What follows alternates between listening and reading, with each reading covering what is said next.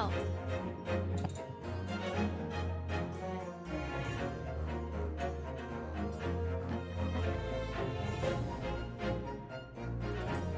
You?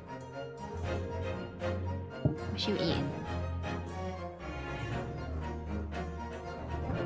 What? Yum.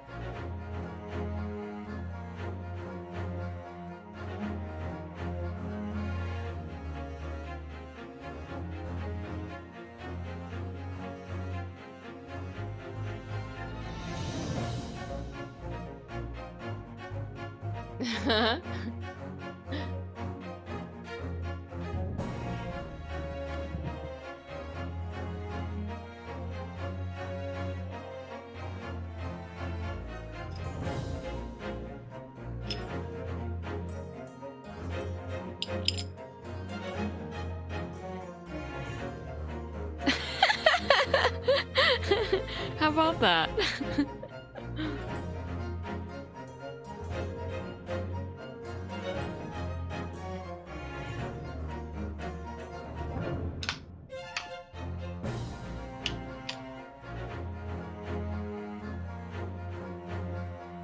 Will you stop?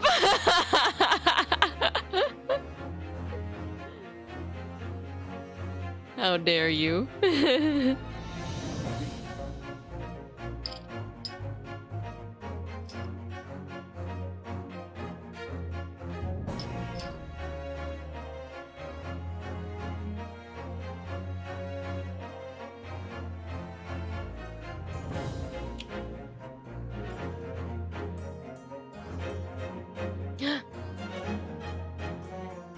We're here!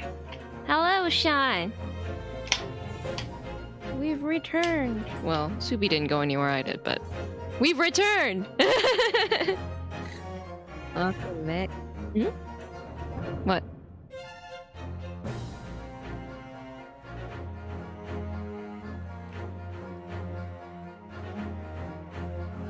Okay, there we go.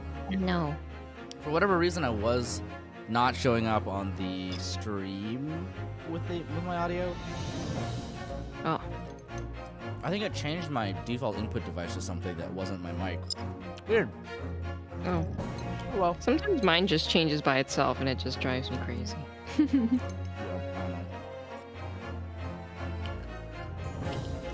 I think what happens is sometimes a device will. It seems to be working now, but I think sometimes a device will just like. Just go, you know? Bye bye. Like, it'll just turn itself off for whatever reason, just because I'd probably never turn my computer off. And then something else picks up and it's like, okay, I'm the default device now. And then it never changes because that thing doesn't turn off. Mm-hmm. Anyway.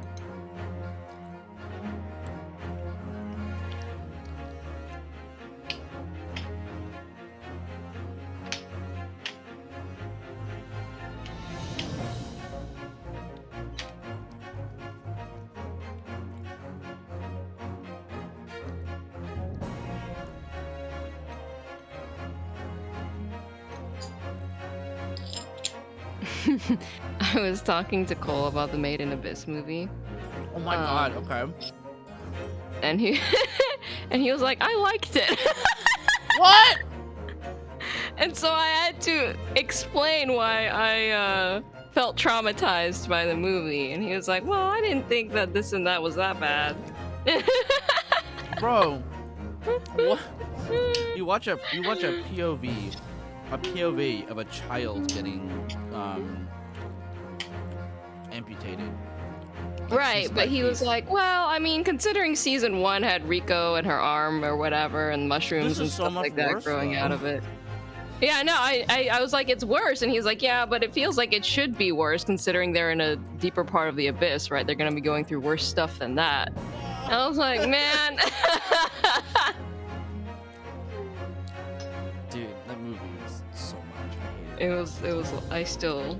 I don't didn't wanna need to think about watch a it. child get turned into a juice box suitcase. Yeah. Cole was saying that the manga's even more explicit and worse about it because Oh, of I course heard. it's- Yeah. there's a limit to what you can show on animation, really. Even animation has a limit. Mhm. God, that fucking movie. I hate it because, like, I can't stop thinking about, like, how simultaneously, like, what a good villain Oh yeah. the bad guy in that movie is, and Right. That's also, what I was like, telling you too. Mhm. and also how just generally disgusted I am by the content we were forced to witness. Like, Yes. you know what I mean? It's like, Yes. it hews a little bit. It just hews a little bit too close to, like, weird fetish territory. Right, and that's what I was trying to explain to Nicole is like I don't have a problem with the fact that Bon Jude is portrayed as this like really awful like villain. Like he makes an excellent villain, but at some point it feels like really like almost like exploitation porn the things Yes, that these yeah. characters are put through. And I feel like it doesn't I don't understand what the story is going for at that point. Like, on the one hand, yeah, it's supposed to be a dark adventure, but on the other hand, is it supposed to be torture porn or what? Like, I don't. It feels like I'm getting mixed messages, and that's why I'm left with, like, It's very confusing. severely polarizing feelings about the whole thing. It's just like bad shit is happening, and it's supposed to be bad. It's framed as bad, but you just feel a little bit like the author is like getting a little bit too much joy out of depicting what's happening. I think so, yeah. God, not cool. Like, listen, I'm generally of the opinion that people can like what they like.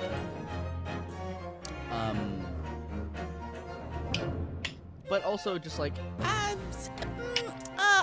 I don't want to watch it, you know? Right. If this Yeah. is for you, it's like, sure. But also, like, sometimes, like, some people can be into that kind of stuff, and I'm just like, cool. You make me a little nervous, but that's cool. I'm not gonna yuck your yum anything, but your yum is real weird. Right, and I think that's the stance that Cole takes too, is like, because I was explaining to him why the whole thing made me uncomfortable, and he was like, yeah, but I mean, I guess at the end of the day, it's like, the guy isn't necessarily hurting anyone, he's drawing what he wants, Exactly, and, yeah. you know, it is what it is. It's just very surprising to me that, like, it's, like, Made in Abyss is kind of, like, more of a mainstream thing now. Yeah, right. Like, I'm surprised that it hit considering how niche it feels. I think because, I mean, I don't know about the webtoon. I mean, it must have like achieved some amount of popularity for it to be animated, but I think the animators kind of hit it out of the park with season I 1. think they really did too.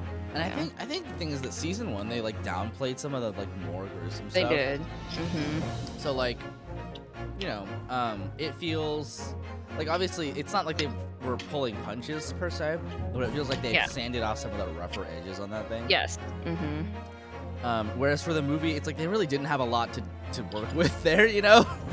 Yeah, the content's gonna be the content, and I think they did try, right? Like they did make certain things less explicit. I think so. I don't know. It's just, I just, you know, like I think that there was just like a distinct line between like the kind of stuff that happens to like Nanachi's friend Yeah. in season like 1 and stuff, and then like the kind of stuff that happens to Krushka. Like it just feels so distinctly different. Like obviously they're both horrifying, you know, ways of treating children, but one feels like, you know, oh wow, that was that was a bad thing that you did, you know, and you know, for science and stuff, and the other feels just so over the top in a way that is like kind of stomach turning. It's like, yeah, I don't know. I just didn't need that. I just didn't need Yeah. that. I'm like, No, it legitimately felt like what is the absolute worst thing I could possibly do to these children, and then that's exactly, what right? Like I don't know. I don't want to watch someone get amputated. Yeah, I Like, mean, it obviously. skeeves me out. I'm like,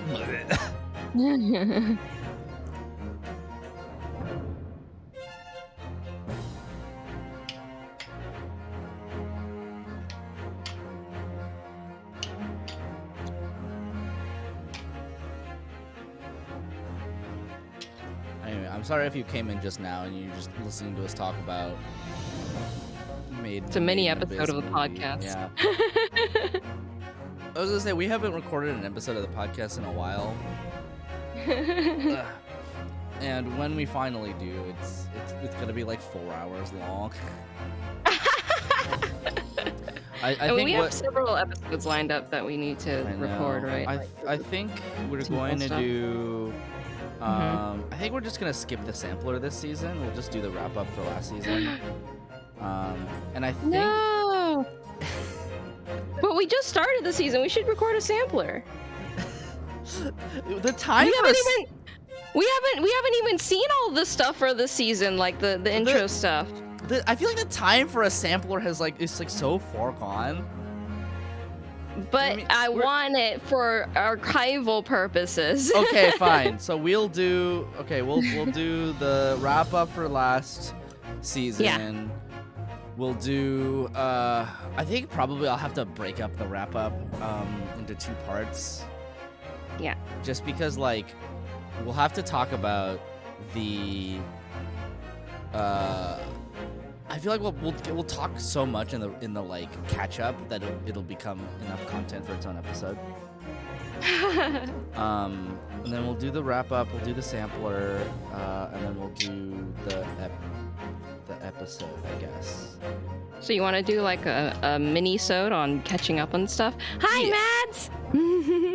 Yeah, I think that's probably what we'll have to do. Okay. I think it will sincerely go for like 40 minutes to an hour. It'll take up most of the episode if we don't put it separately. We have to we can record that on the same day. I can just separate that out really easily. Does FF14 count as modern visual culture? Asking for a friend. It sure does. It's just that Soupy would have to find someone else to talk about it with. Renu played for a while and couldn't really get into it. Yeah, I played for a long time. I think it was like 80 hours or something. I was like, I think that's enough to gauge whether I'm gonna be into a game or not. Yeah, I think the thing about Final Fantasy XIV is that it is what I would classify as ultra long form content, and I think it honestly is less a function of how much time you put in and more a function of how far you can get in the story in that time. Yeah, I think so too. Mm-hmm. Sean has played 500 hours. Holy crap! You may be able to slip my podcast of the video game. Oh, fuck yeah! Put that shit in there! As long as we won't get in legal trouble. Not by name. All you have to do is call it a podcast for the study of modern visual culture. And then we're in. Bam! Loaded. I have 618 hours in Final Fantasy XIV, and I don't know how much that is recent. I think I had like 140 or something before, but a lot of it was like AFK time. But having gone through, Sean will catch up to me. Yeah. Having gone through the main story quest of Final Fantasy XIV, I can pretty safely say that it is now one of my favorite things. Ah, that's great. Yeah. So I know it's the favorite story. Like people love the story. It's really good. It's like because it's so long, and because it can even be like parts of it are just like really janky. Mm-hmm. The first 120 hours are pretty. Yeah, honestly, the base like story is like kind of whatever. It's very like it's just very generic, really. Yeah, it is really generic. Mm-hmm. The post patches are also kind of like rough until you get about halfway through them, and like, you know, everybody finds a point at which at where they kind of get invested into it. I was like, you know, maybe 75% of the way through Final Fantasy XIV base game post patches, which is like, that's so much to ask of somebody. Like, this is the thing, right? Is that like, it's hard because it is now one of my favorite things, but I completely understand anybody who doesn't want to play it. Yeah, of course, yeah. But also, I'm just like frothing at the mouth, and I'm like, it's good. So, like, it's amazing because when you hit the end of post patches in Final Fantasy XIV, or of the base game, A Realm Reborn,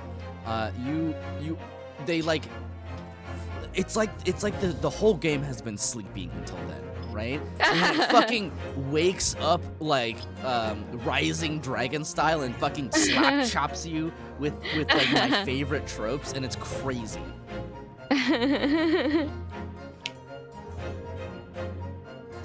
Yeah, I was most people trying just to get through the story as quickly as I could, so that I Where could did get you Where did you get to? I legitimately have no idea. Okay. My brain has wiped the experience from my mind. I just remember little bits and pieces here and there. That's fair. I also, I mean, to be fair, you did play like 4 years ago.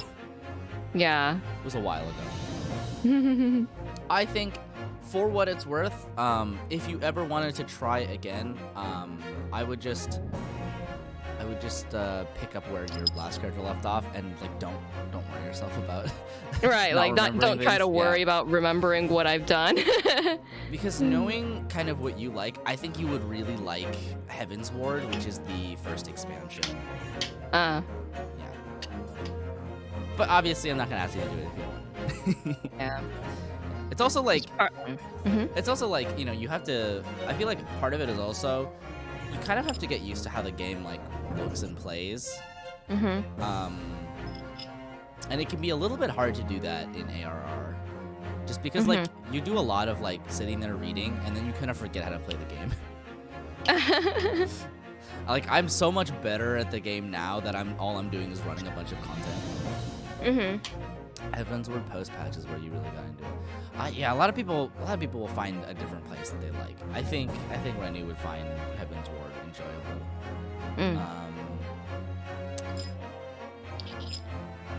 Yeah, some people don't get. Trish was like, I didn't get into it until Stormblood, which is the second expansion. That's a long time to That's play a really long time, isn't it? and not be into the game. Yeah. I'm glad that their investment paid off. Soundtrack you badly, so no, you're good. Like, I think that would be a fun episode if Soupy ever wants to do like a guest kind of podcast episode with someone. Which, to be fair, is probably something I should have done while you were away. I was just thinking that. But I don't know what I would have done, so. Yeah.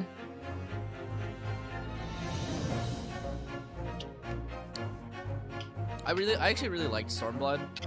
Some people say it's one of the slower expansions. I actually really liked it. I think Shadowbringers, like, fucking put the rocket fuel low. That was good.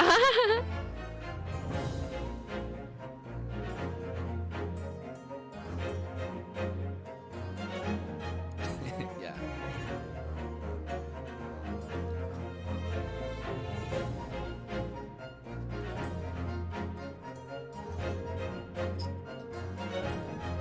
I'm gonna go put this away and then I'll be here. Okay.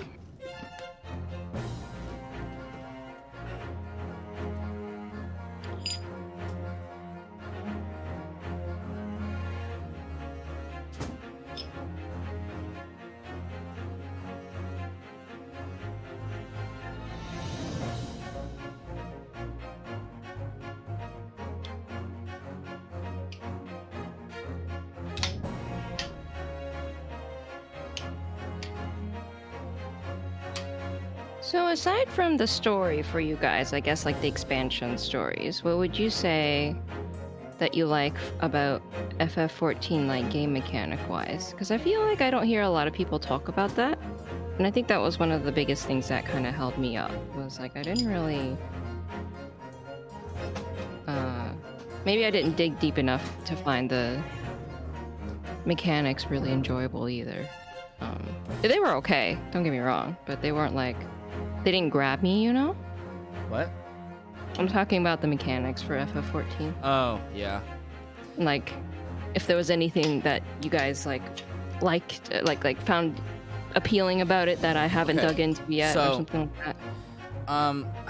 So basically, Final Fantasy XIV has this problem where the UI is pretty customizable. It is not as customizable as something like World of Warcraft, because World of Warcraft you have third-party tools basically. In Final Fantasy XIV, they technically don't allow those. but you really have to fix your UI. Okay. And that takes like an hour, like maybe 2 hours.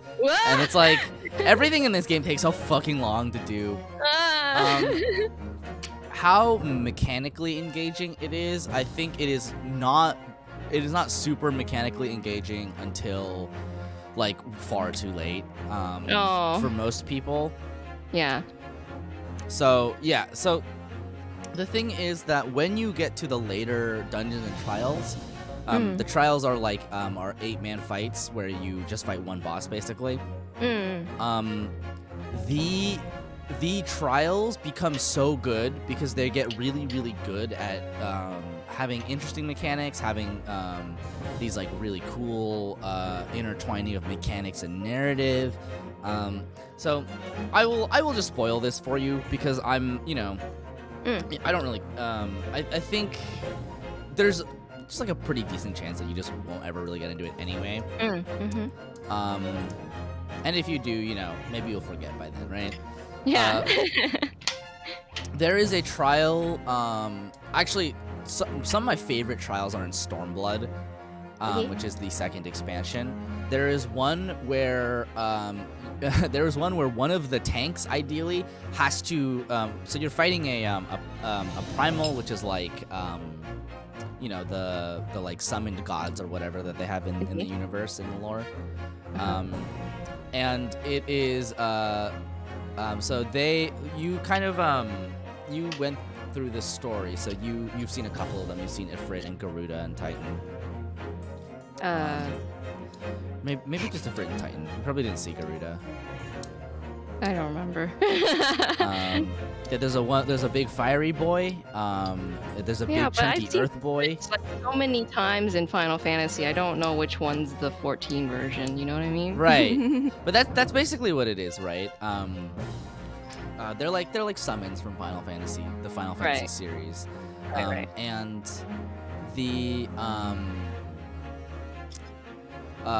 in Stormblood, there's one where you fight a primal who is Susanoo, right?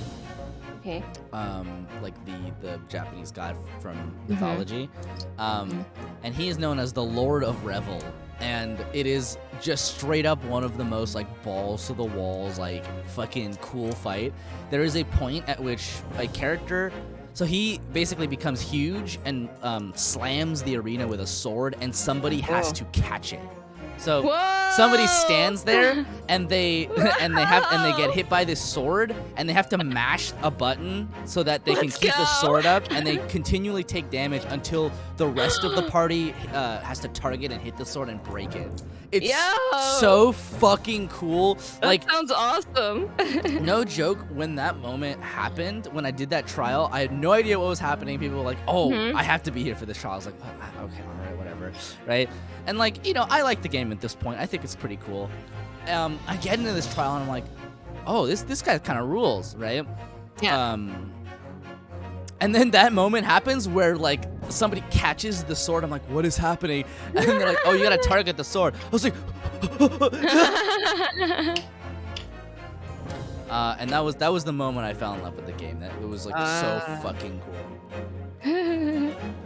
In these same expansion / post patches, there's another trial for my favorite character.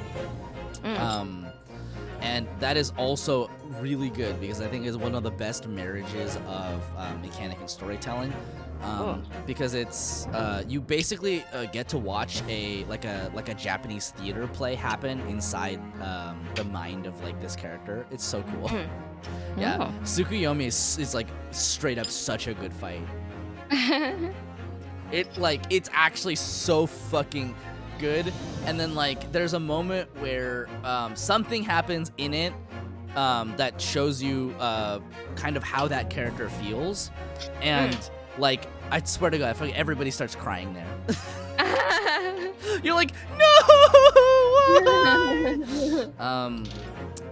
It's gorgeous, but also yeah.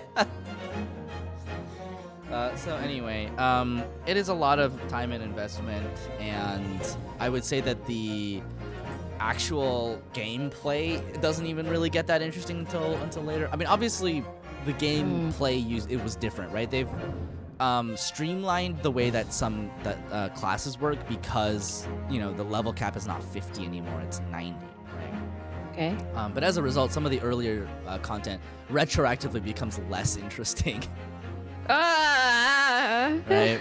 So, like, if you do anything at level 50, you're like, man, what buttons do I even have, right? And if you ever do it again, they sink you down. It's like, yeah, the majority of classes have been streamlined, and it's just like, yeah, it's hard because, like, I really think that the actual game at a certain point becomes super fun. Yeah. All MMOs are boring at low levels, it's true. A lot of older content was improved. That is also true. Some of the least interesting trials have been turned into solo duties, so you do them alone. And that makes them a lot more interesting. Because some of them were really just meme tier bad. Like, you would watch a cutscene and it'd be a really long cutscene. You come out of the cutscene and the boss is already dead. And it's like, it's your first time, so you're like, I don't know what happened. Yeah. Anyway, if you did ever want to pick it up again, obviously, you know, I'm here. I would play it with you. But that's only if you ever decide you have time. And time and inclination. Anyway.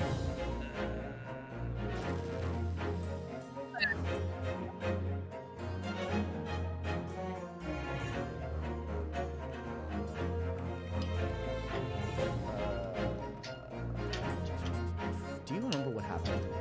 The only thing I remember we left off at a juicy part. We did. The only thing. Oh, we're hydrating. The only thing I remember is that one character who looks like a fucking Akira Ishida voiced character with the fucking Mechano arms. Oh yeah. Oh, speaking of, this is also a suggestion. I'd suggest if you ever decide to play Final Fantasy XIV again, just switch the language to Japanese. The English voice acting gets good, but it stays bad for so long.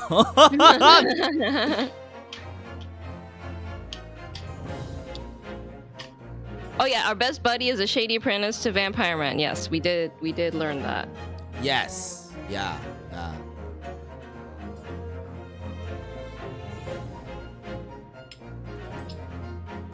Yeah, I think we're on the last day of the trial or something like that. I think so too. And I think, is this the penultimate trial? Maybe.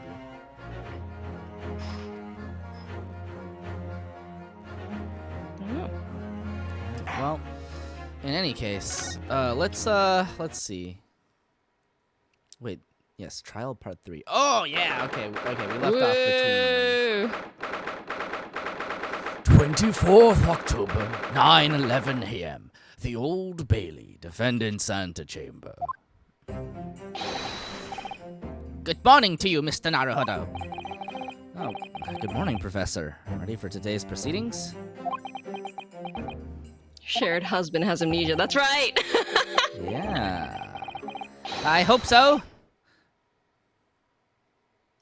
Good morning, my dear fellows. Oh, Mr. Sholmes, you're here.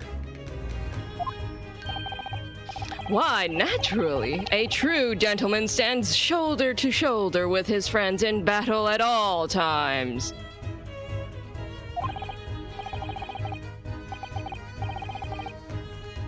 Thank you. I really appreciate it. I'll see you later then. Now, Professor, we really need you to remain calm in the courtroom today.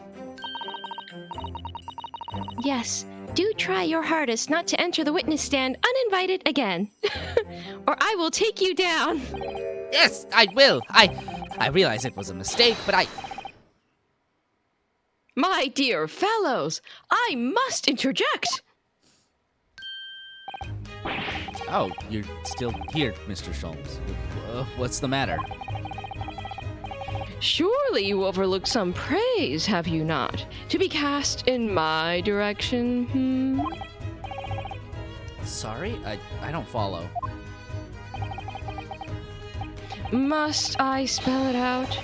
I I, the great Herlock Sholmes, the greatest detective of worldwide acclamation, arose at some ungodly hour to be here now. First thing in the morning. A miracle, you must agree. Well, if I must agree, then... As you know, my sleep is quite impregnable.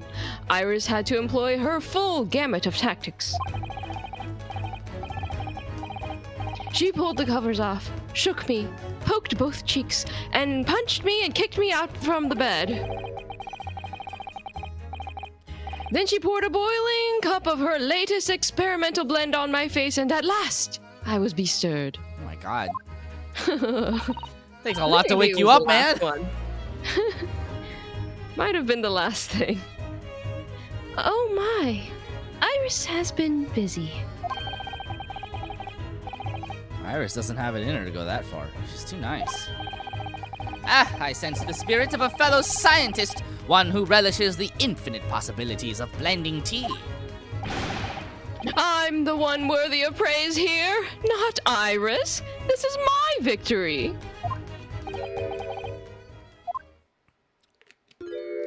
Sorry to cut in. Oh, Inspector Gregson. Good morning. Gregson, my dear fellow. Why the grim expression at this delightfully early hour? Oh, I don't know. Maybe because I've been confronted with a grimmer expression, eh? Dear me. Are you going to take that insult lying down, Professor? What? I don't know! Poor Professor. Anyway, here's the paperwork you asked for. What paperwork? I don't remember any paperwork. Oh, jeez, no, we don't remember anything. Ah, I took the liberty of requesting it yesterday. Oh. That's why we don't know. I have a feeling it may prove useful. You wouldn't believe the hoops I had to jump through to get this brought out of the archives. It's the professor's autopsy report. That mass murderers? You killed 5 members of the aristocracy. He was found guilty in a closed trial 10 years ago now. It was all done under wraps. And he was quickly executed soon after the trial. It's all in here.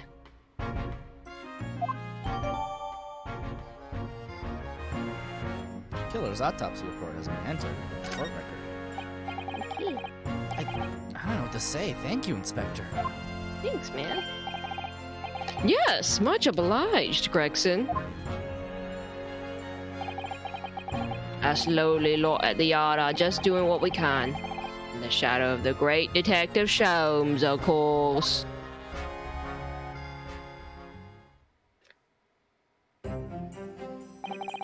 Well then, Professor Hairbrain, this is it.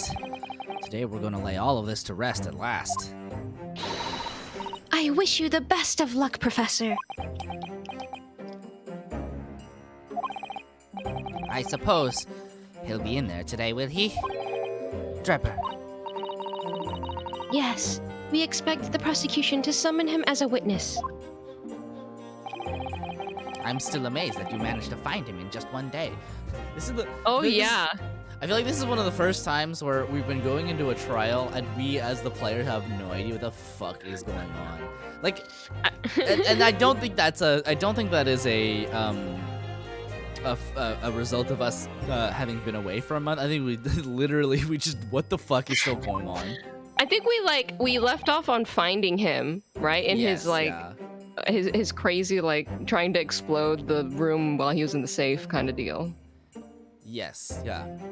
I really owe you both so much. Counsel and the defendant. The trial is about to resume. Kindly make your way into the courtroom at once.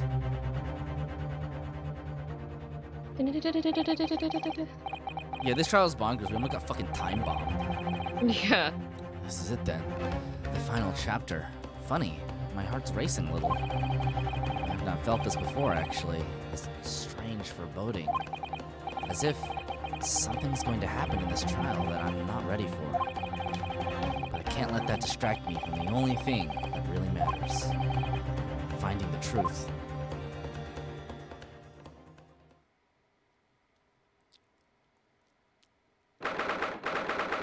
"24th October, 9:30 a.m. The Old Bailey courtroom.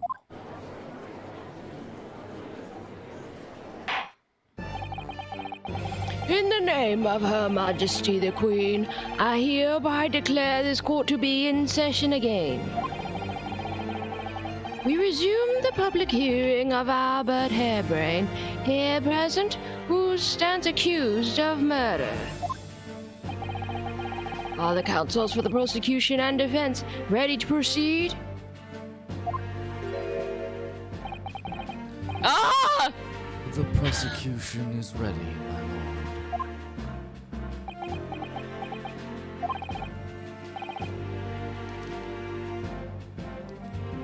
The defense is ready. Sorry, I was taking a drink. The defense is ready, my lord. As promised, Lord Van Zieks has his apprentice with him.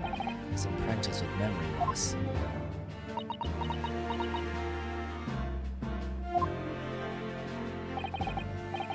If I may, Lord Van Zieks, Yes, my lord. there appears to be someone standing at your side. Ah, yes. My apprentice and assistant. The prosecution believes today's proceedings will see the complexity of this case rise considerably. What? What? Oh my god. Therefore instructed my assistant to ensure the smooth running of the trial. My god, bro, he sheathed that like a proper samurai.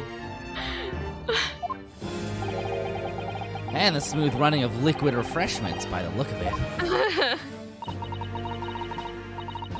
The way he holds himself, the way he moves. It couldn't be anyone else. But he's still suffering from amnesia, so there's really nothing we can do at the moment. I know, but... Oh, this is so very hard.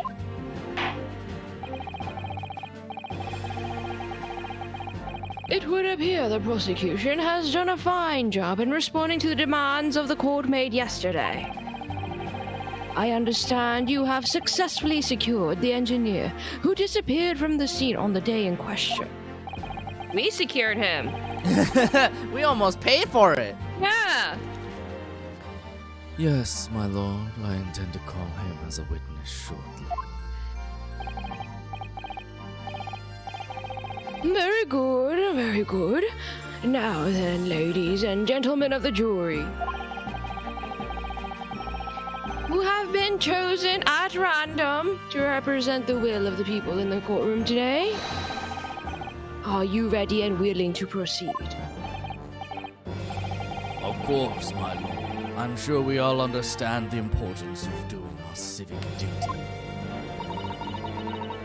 I do so despise deception and deceit. I find it so very weird.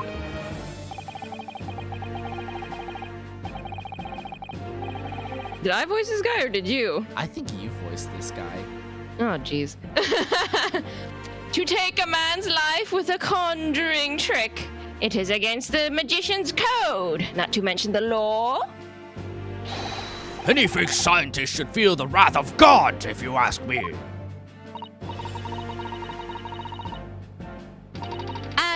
We have to listen to what's said on both sides, defense, and, then settle on one. That's it, isn't it? Wasn't like this in my day. Wasn't like this at all.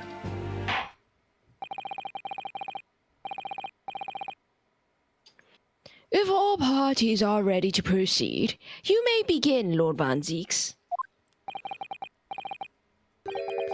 Before I do, my lord, there is a report I must read to the court.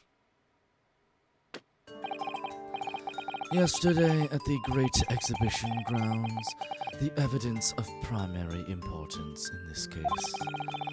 The super high voltage instantaneous kinesis machine, which was installed on the experimentation stage, was deliberately destroyed in an explosion effected by an unknown person or persons. It was what? An explosion? This is an outrage!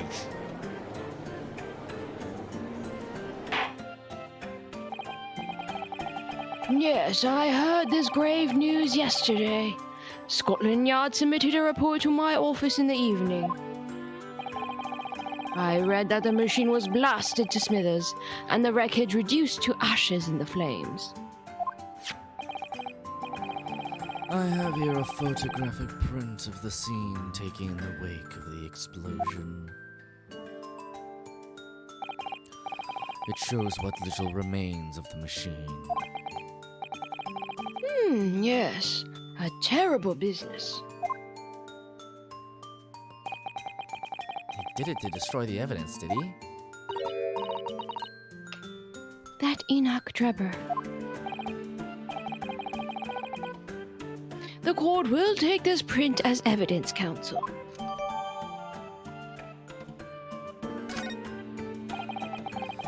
Late yesterday afternoon, the protection afforded to the machine by the Special Dispensation for Scientific Equipment Act was revoked.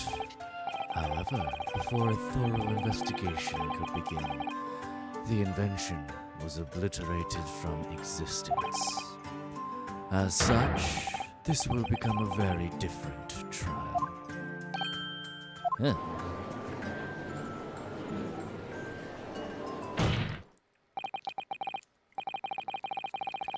As it stands now, with no evidence on which to draw meaningful conclusions, the authenticity of the kinesis machine will remain forever in obscurity. Indeed. A most unfortunate state of affairs. However, one thing remains clear. The victim's death was the result of the actions of the accused. Of that, we can be certain. For it was the accused himself who was operating the machine, and who ultimately caused its loss of control. As Lord Van Zeeks rightly says, this is a very different trial now. The accused accepts responsibility for his part in the events that transpired. He acknowledges that Mr. Asman died as a result of the accident caused by this machine's malfunction. However, unbeknownst to the professor, he was being deliberately deceived by a pair of very clever fraudsters. Names, counsel, if you please. The engineer, Mr. Enoch Drebber, and the victim himself, Mr. Odie Asman. So, what exactly were these two men up to behind the defendant's back? The defense intends to expose that information, thus establishing the unequivocal innocence of the defendant.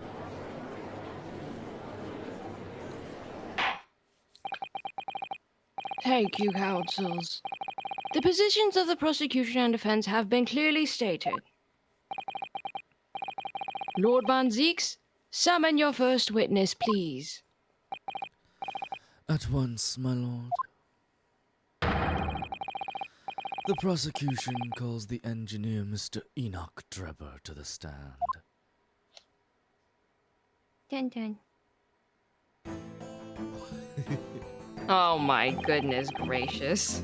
State your name and occupation for the court. Name, Enoch Drebber. Occupation? Hard to pin down, I would say. See that black monocle? Yes, why do I feel as though I've seen it somewhere before? Oh, you too. I had exactly the same feeling myself.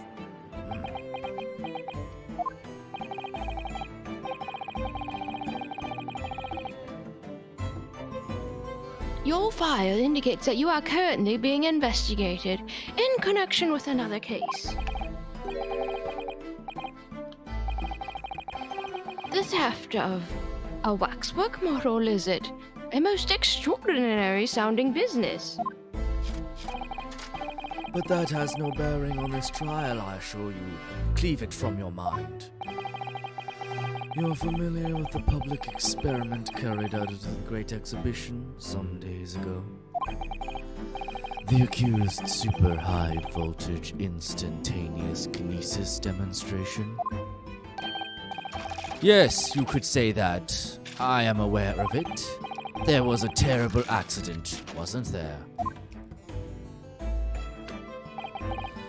It was you, Mr. Drebber, who constructed the vast machine used in the experiment, or so our investigations indicate. Can you confirm your involvement? Yes, I constructed it in precise accordance with the blueprints, but that's all. Then the court would be very interested to hear your thoughts about the machine, I'm sure. Okay, so I just remembered, one of the characters in the current, storyline for, Final Fantasy XIV is voiced by Akira Ishida. Of course. And you know he's playing a wayfish boy with white hair with mysterious circumstances. Stop it! I saw this character and I was like, oh, this is an Akira Ishida character, 100%. 100. Anyway, An amazing device, if you ask me. The pinnacle of modern science, making instantaneous kinesis a reality at last. what? Good gracious. Do you mean to say that the experiment was bona fide? Is that your belief, sir?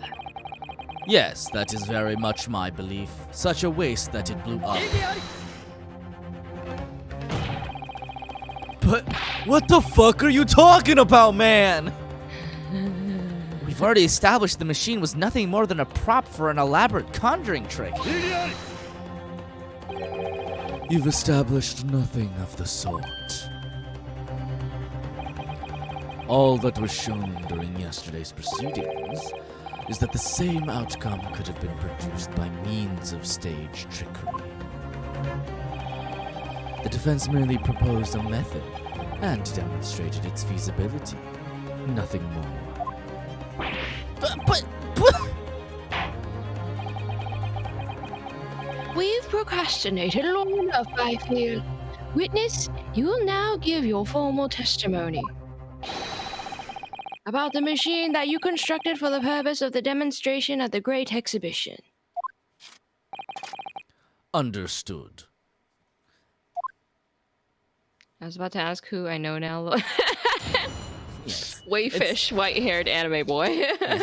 See, the thing is that whenever I mention a voice actor, it's completely irrelevant for the rest of my friends who play the game in English. I met the young professor approximately 1 year ago through Mr. Asmon's introduction. He provided me with the blueprints and I constructed the machine to his precise specifications. It was no trick. If the whole show was a fraud, it would have required a body double. Tell me, did the victim have a twin? All the spectators saw the birdcage appear above their heads and then crash headfirst into the crystal tower. Oh god, I can't escape Final Fantasy XIV! A terrible accident, I grant you. Perhaps the science on which the machine was built was flawed somehow. The body double? That goes without saying, surely. To give the impression that something has moved when in reality it hasn't. It's a basic conjuring principle. The deception cannot be achieved without substituting the original with a fake at some point in the performance. But would I be right in saying you haven't managed to establish anything along those lines? Ugh.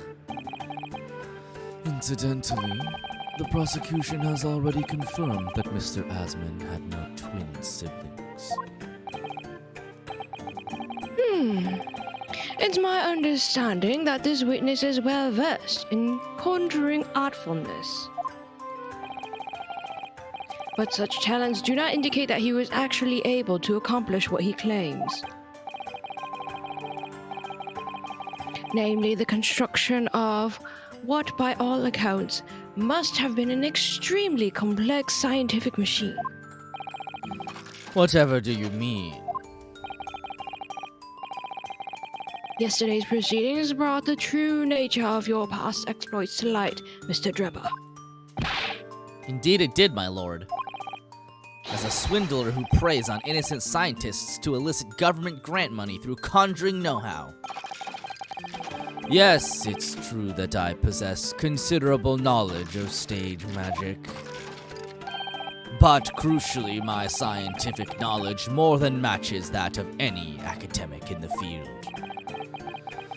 Investigation of the witness's workshop attests to that claim, my lord. As evidence, the police found this Royal Society trophy for young talent in science there. Yes, that's true. We spotted it there ourselves. If a hypothesis is sound, it can always be forged into a physical manifestation with sufficient skill. Though I may have sold the secrets of some deceptive wiles to sniveling, talentless scientists in the past.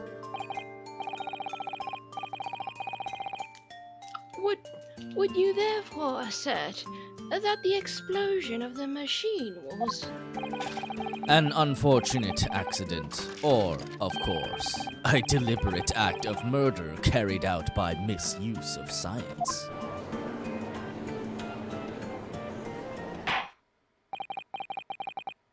Counsel for the defense, your cross-examination, please. Yes, my lord. Okay,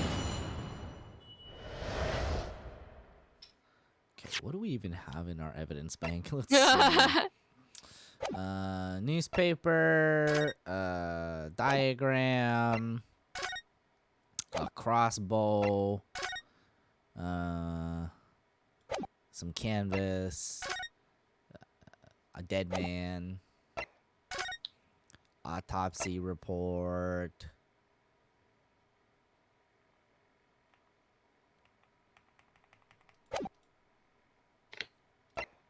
Screwdriver, a photograph of the balloon, birdcage, this fucking dude, a camera.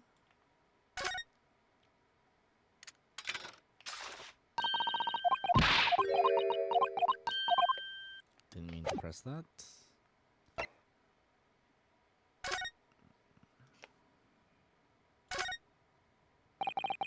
This piece of glass is almost as thick as it is wide. Yes, I've never seen anything like it. If you were to compare it to a human, only Mr. Sholmes has such thick skin. There's really no need for such a comparison, Mr. Naruhodo, as you well know. Anyway, it can only be from the Crystal Tower, surely. Yes, I think so too.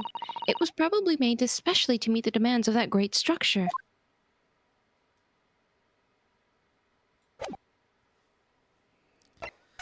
Science trophy. Oh, there's a little metal plaque here, look. Fostering burgeoning talent for the future of scientific discovery.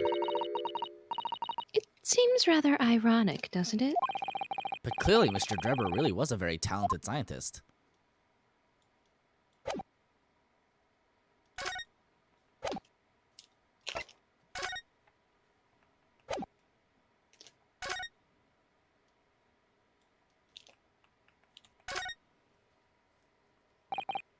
This lock does look very strong, doesn't it?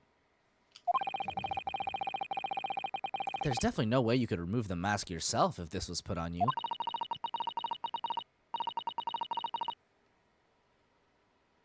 What a terrible way to treat someone, even a convicted criminal. I know. It's starting to make me livid, actually. Mr. Naruhodo, please. I mean, just think about it. Imagine if you had an itch on your cheek all of a sudden. You'd be utterly helpless. Well, yes, that's true. But I'm sure that warrants quite. I'm not sure that warrants quite so much anger. Oh, right. Sorry. He's just like, but what if though? Crime against humanity. Condemned professor. Death by hanging. Wait, what is this? Killer's autopsy report. Oh, this is what we got this morning. Mhm. Let's see. Yeah. Condemned prisoner, redacted for confidentiality. Pseudonym, the professor. Death by hanging confirmed at midnight, 17th June. Courtney Stevens. That might be interesting. I mean, this looks like a trapdoor. All right, let's get into it. Woo!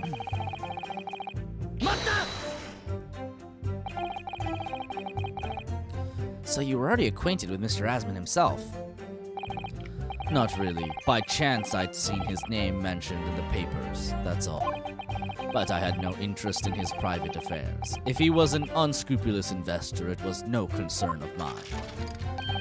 As long as people pay their bills, I take up my tools and construct what they ask for. So why did Mr. Asman approach you in particular, then? Who can say? I presume because my name is associated with excellence in engineering. Not to mention excellence in fraud.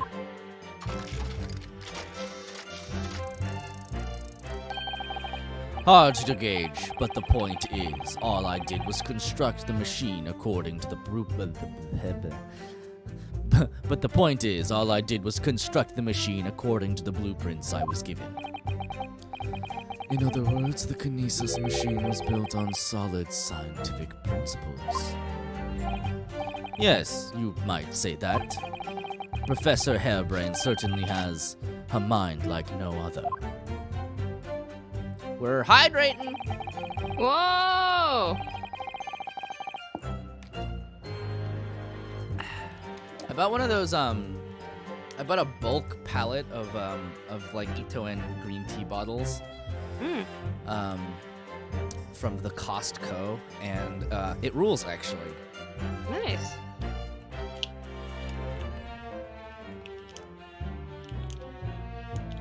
Sounds yummy. Yeah.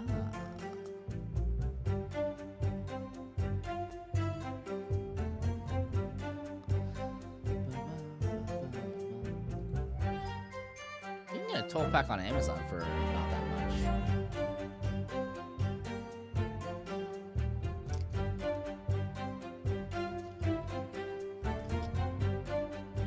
Anyway, let's see. It's clear that you have both scientific knowledge and knowledge of conjuring magic. However, the more knowledge you have, the better equipped you are to handle whatever comes along. But your implication is that I furnished the machine with some trickery, I think. It's a possibility that we have to explore. Unfortunately, though, the machine has been blown to Kingdom Come.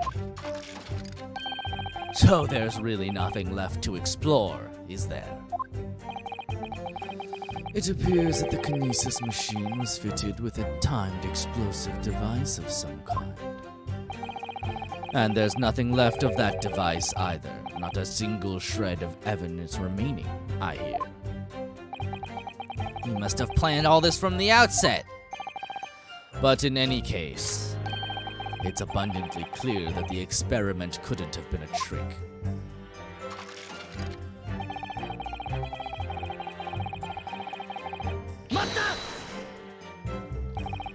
Of course, that's it. Mr. Asman was a twin.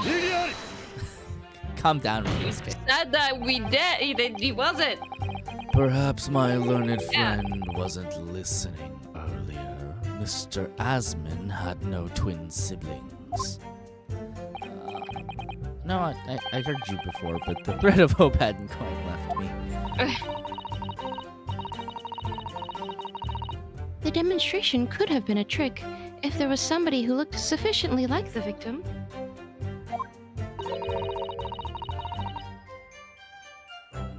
But Dr. Dr. Scythe absolutely ruled that out as a possibility.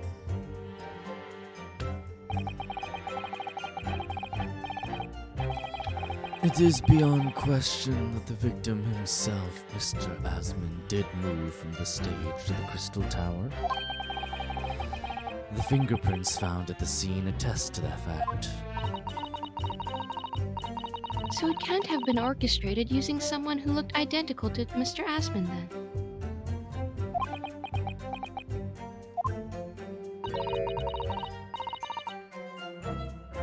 What are you thinking, Mr. Naruhodo? Oh, no, nothing.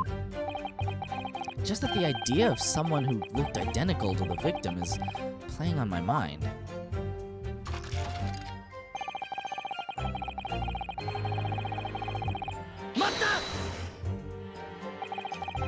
It crashed headfirst, you say? According to the many witness reports from those there at the time, yes. Were you not there at the exhibition grounds on that day?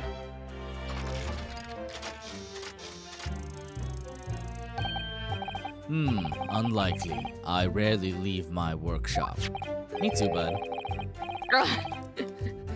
Yet another of your unique inventions was found at the scene.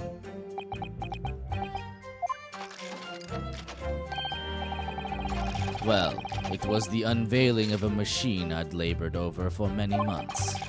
I saw it clearly with my own eyes, the birdcage plummeting headfirst into the tower. What a surprise. I believe the victim's neck was broken from the headlong fall, wasn't it? How would you have come by that information? Even an infernal recluse like me reads the newspapers, you know. According to the reports, 2 injuries were apparent on the victim's body. Yes, he'd been stabbed in the chest by a screwdriver believed to have belonged to the defendant. And he had broken vertebrae as a result of a fall from a considerable height. Correct. My learned friend has been doing his research, it seems. Do we know which injury was the fatal one? Sadly not. Forensic science is not yet at a level where such things can be determined. What we do know is that the victim died having sustained both injuries at some point during the experiment. And since he was found in the birdcage with his neck broken, it's obvious that he fell from a considerable height. I suppose that's hard to deny.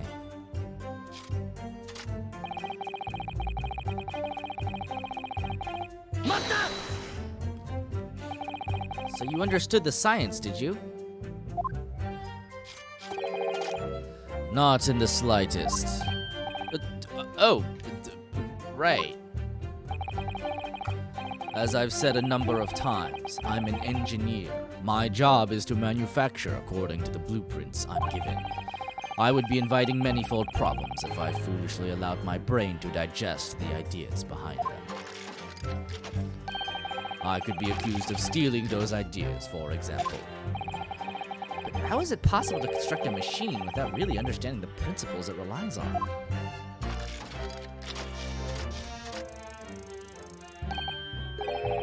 Well, you're practicing law without really understanding the principles it relies on, aren't you? Oh my god, dude!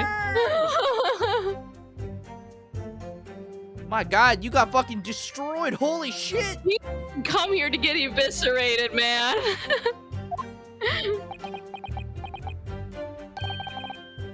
What do you mean? Why are you agreeing with him? Point. Stand up for yourself, Mr. Naruhodo! The point is, the experiment resulted in instantaneous kinesis taking place. As such, the science must be sound. Yes, and really, experimental results are all that matters when it comes to proving a hypothesis. He's certainly very sure of himself. What do you think, Mr. Naruhodo? Well, now that the machine has been completely destroyed by yesterday's explosion, it it's going to be impossible to argue its authenticity one way or the other. But if we're unable to establish that it was a piece of staged trickery rather than genuine science, we will have no grounds on which to demonstrate Professor Harebrain's innocence. Both Mr. Asman and this man in the stand tricked the professor and used him. They took advantage of his naivety and his unbending belief in his work, and I won't let them get away with it. And seeing as the professor is an old friend of Lord Van Zeek's, what on earth must he be feeling towards Drebber?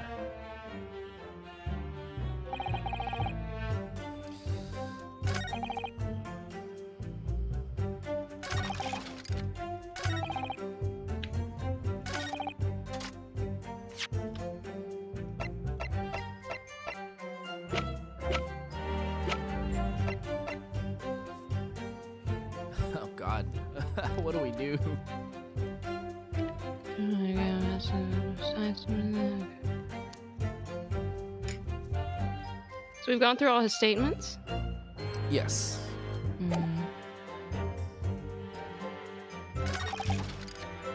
So up here, the try to make it happen.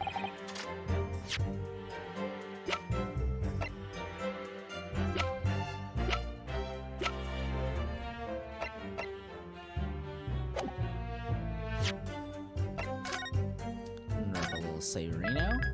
Yeah. So I mean, I think, like, probably what happened was, like, it had to be the waxwork model, Right, yeah. right? I just don't know if now is the time to present it, Right. you know?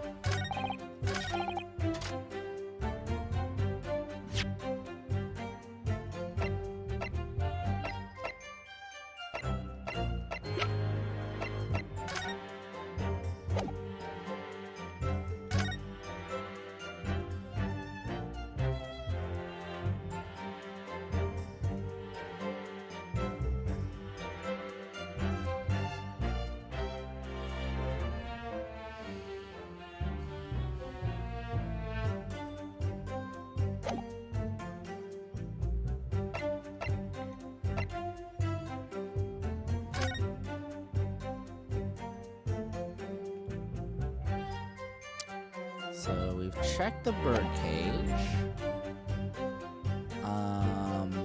I think.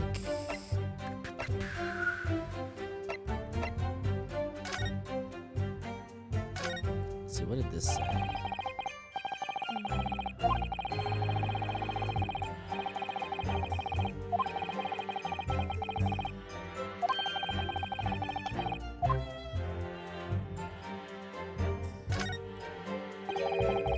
The Reaper attacked.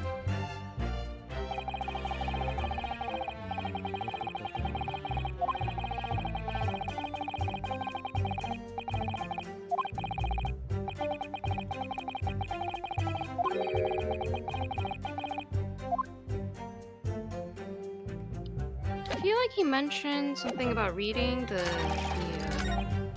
about the victim's wounds from the paper. Can we like double check that? But he doesn't have a statement about that. Oh, well, yeah, I guess it was when you pressed him.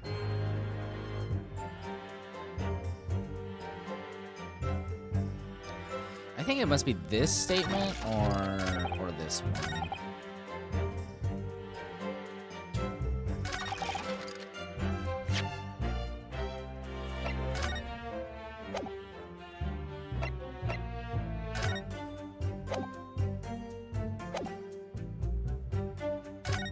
Yeah, I mean, I guess you could try the waxwork figure.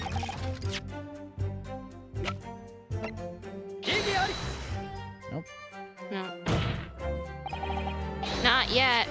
Yeah, I kind of figured it wouldn't be. Yeah. There's a little. We gotta go through the fanfare, you know. Yeah. Let's see.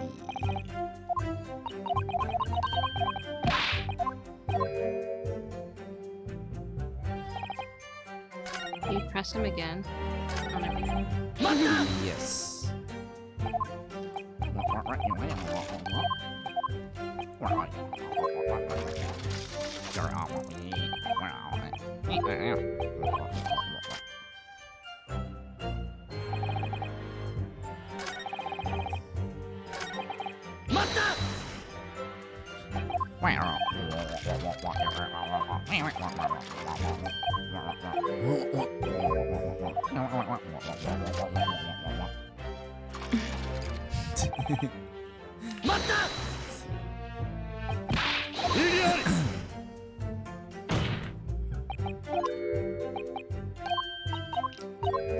I was like, but what if we did have a twin? Come on, Ryunosuke, use your brain. Use your brain, man.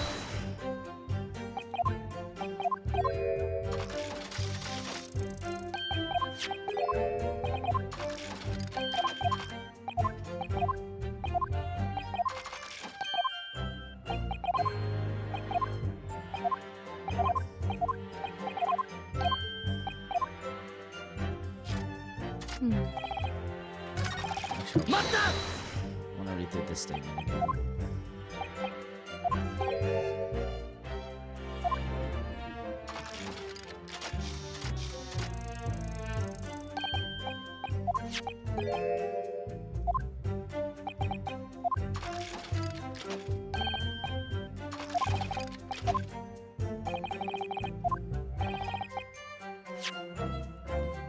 Birdcage plummeting headfirst.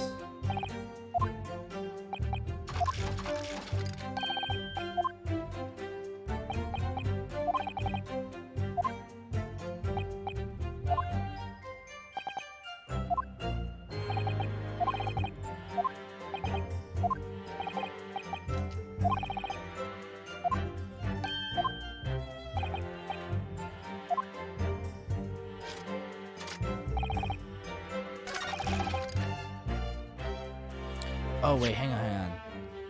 I think I know what it is. The damage was caused to the base of the wooden birdcage. Oh. We've examined the birdcage that crashed into the crystal tower ourselves. As you can see, the cage, which is a wooden construction, has sustained damage in one particular spot. Following the explosion, it fell some 30 feet into the glass of the crystal tower. That level of damage is to be expected, surely. I agree. The damage itself is entirely understandable. What doesn't make sense is the location of that damage. All the breakages in the wood are at the base of the birdcage, not the top. What are you saying?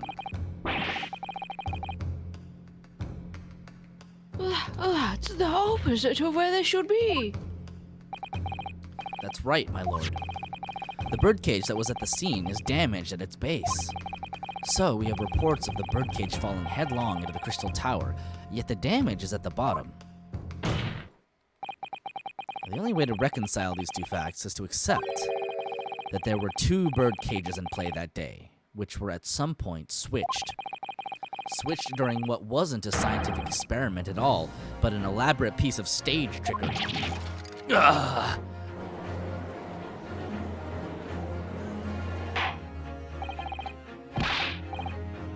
Good gracious. Explain yourself, witness.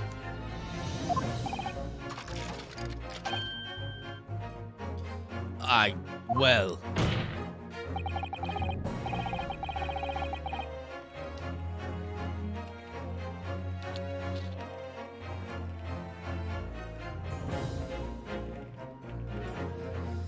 If we examine the facts, there's only one logical conclusion we can draw. The damage on the base of the birdcage clearly indicates that it crashed tail first into the tower. The multiple witness reports claim it fell head first. The birdcage materialized in the sky next to a balloon flying over the stage, following a spontaneous explosion, at an altitude of some 60 feet above ground level. Which is approximately 18 meters. It It then proceeded to fall some 30 feet into the crystal tower in the ensuing deflagration. Witness reports amid such chaos are notoriously unreliable. But the victim's neck was broken. He plummeted 30 feet inside a heavy wooden cage. However he fell, he would be unsurprising to find one or two of his vertebrae crushed.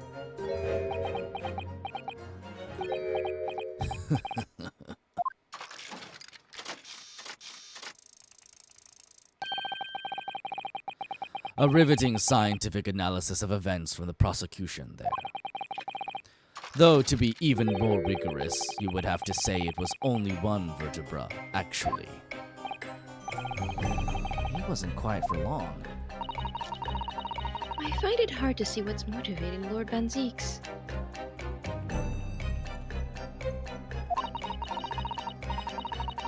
This witness is clearly a swindler, and one who deceived a personal friend of his.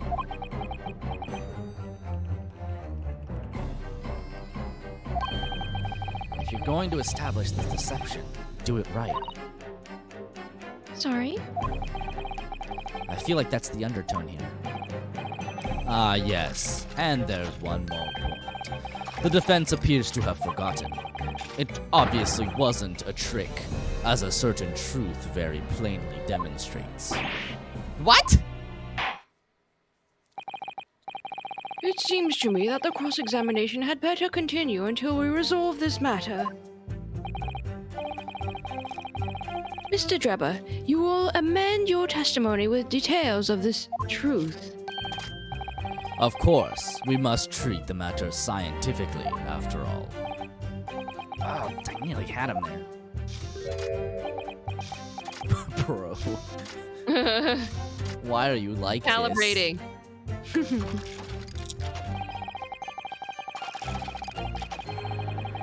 The kinesis clearly took place because there's nowhere else 30 feet high for the birdcage to have fallen from. What do you mean? Well, before the demonstration began, the victim was alive on stage in front of the audience. Yes, there are lots of witnesses who saw Mr. Asma on the experimentation stage. That's true. And the victim's neck broke as a result of an impact following a fall. Logically, therefore, the victim must have fallen from somewhere.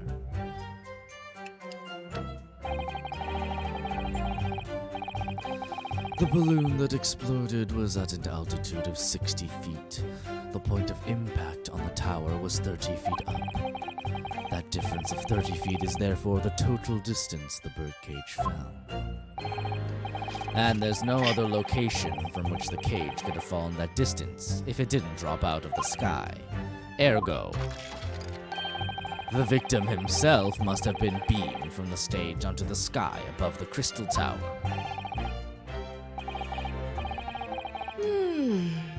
A trenchant scientific analysis. Dear me, every time I hear it explained, it sounds increasingly plausible. Oh, yes. It's all very well thought out. Certainly all the spectators on the day saw it. The birdcage plummeting 30 feet through the air, I mean. Irritatingly, yes.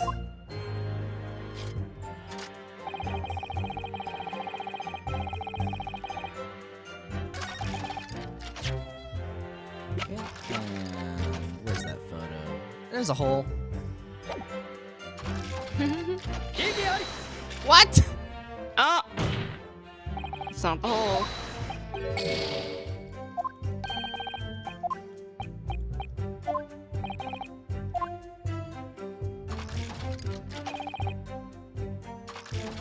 Would it be like the balloon? Wait, hold on. Oops. I pressed it instead of presenting. Oops.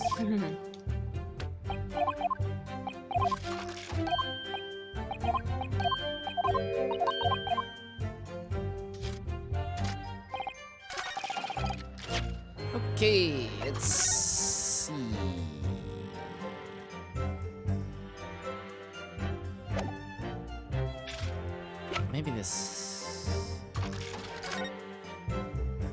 it must be the diagram, right? That shows, like, this one.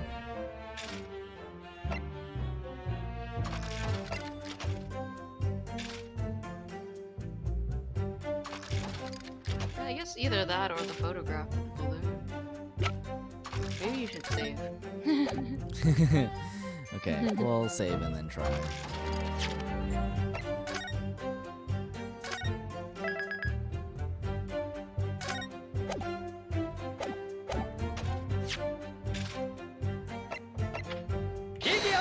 Ah! Wow! This is a diagram of the experimentation stage and its surroundings.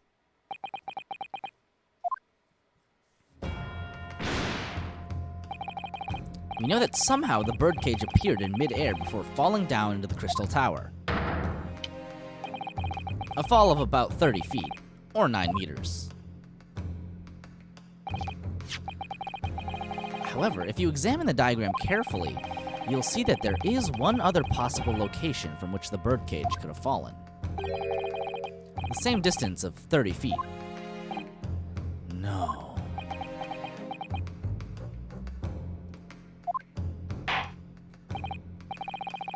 Well, it appears the defense has a possible explanation to put forward. Go ahead, counsel. Yes, my lord. Of course. You will indicate the place to which you are referring on the same diagram.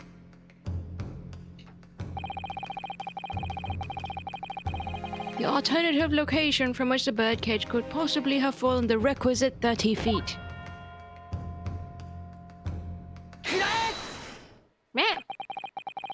The place I'm referring to is here.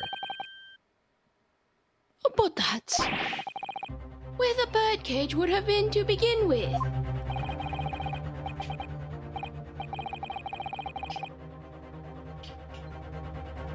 Which is exactly my point, my lord. Yes, the birdcage was in the machine on the stage, but what we must also consider is the height of the stage itself. Go on, counsel. It turns out that the experimentation stage was built at a considerable height above ground level. If you look at the diagram, in fact, you'll see it's at about the same height above the ground as the balloon was above the crash site.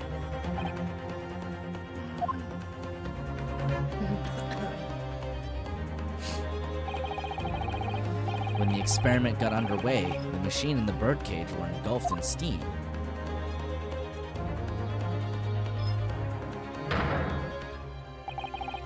At that moment, the floor of the stage gave way, and, if we assume there is to be a void underneath, this birdcage and the one seen by the audience would have fallen almost exactly the same distance.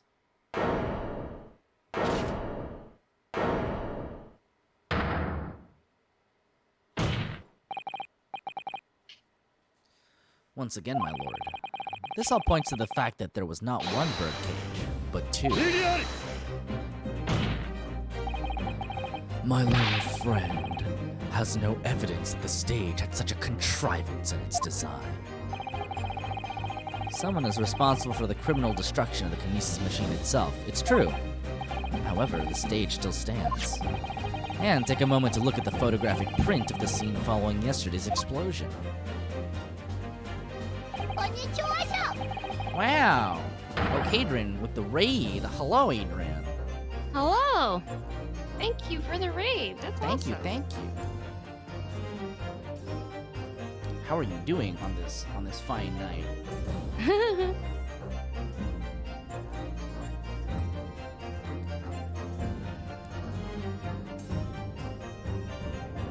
Hello. Did you read this? Renu and Soup. Ah! Soup and Renu. That's us. That is us. How was your stream? What did you do? Yeah, what were you doing? Don't smash our names together.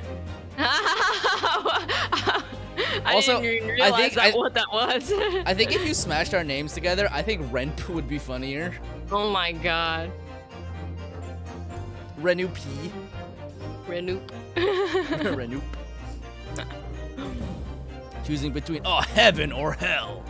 Mankind could not. Whatever. I don't remember what the actual saying is. Yeah. Oh, that's right. Yeah. Trish said earlier that you were playing Guilty Gear. That's funny. Ah. Nice. Good lord. Every the time- metal rail from the floor of the machine is undone. Every time Guilty Gear, the new one brings out a new character, I'm just like, is today the day I learn how to play fighting games? I know, right? Anyway. Yes, most likely blown open by the force of the explosion that destroyed the rest of the machine. The defense calls for the space below the stage to be investigated immediately.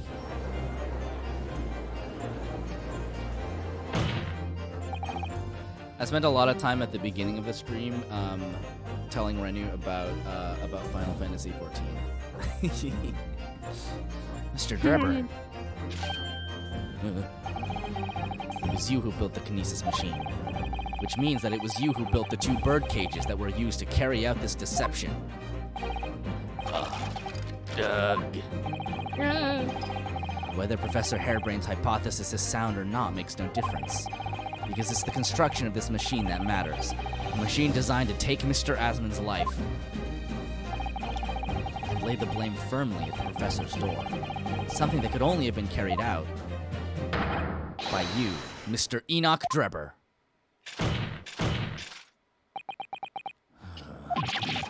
Oh.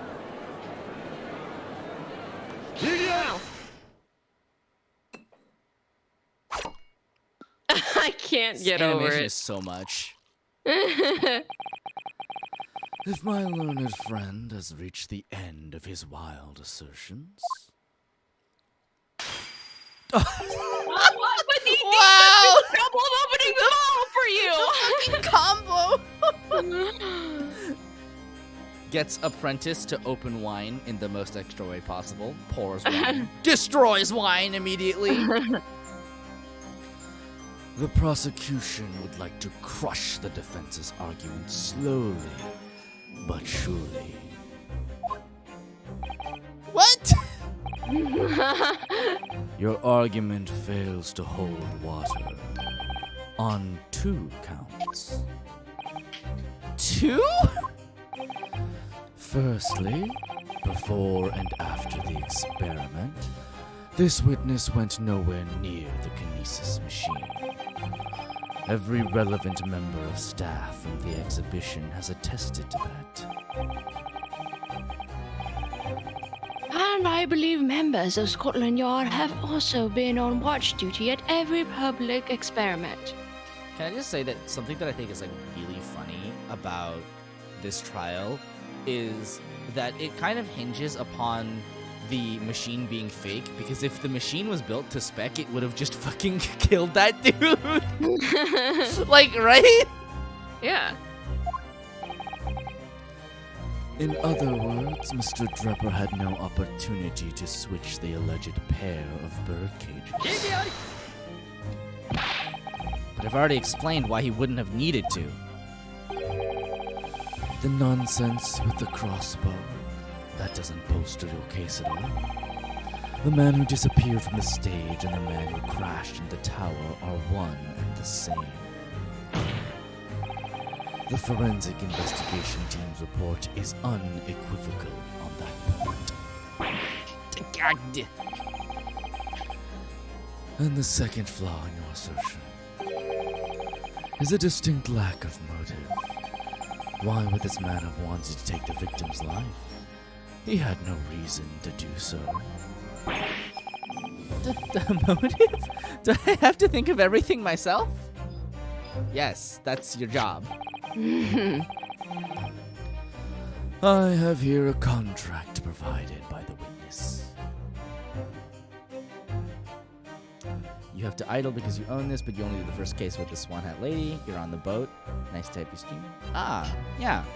Thanks for coming. Yeah, I hope you do get back to it, because some of these cases are pretty fucking wild. They get crazy, dude. Hope you have a good night. Yeah, thanks for the raid. Thanks for stopping by. What contract is this, Lord Von Zeeks? The contract into which Mr. Drebber entered with the victim, Mr. Asman. It reads, Mr. Drebber is to receive 30% of all remunerations from government grants or other income. 30%? Certainly very favorable contractual conditions. Oh, we're hydrating. Go. Nice. But there was one very important provision bolted onto that clause. What provision? Mr. Drebber may only uphold this right on condition that both contracting parties are alive. Very In other specific. words, if either of us were to die, the contract would become null and void. So you see, I had nothing to gain from Mr. Asman's death. The diametric opposite, in fact.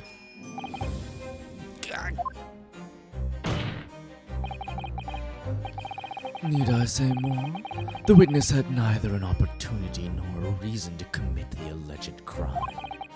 In short, the possibility of Mr. Drebber having done as you suggest is nil. Fuck.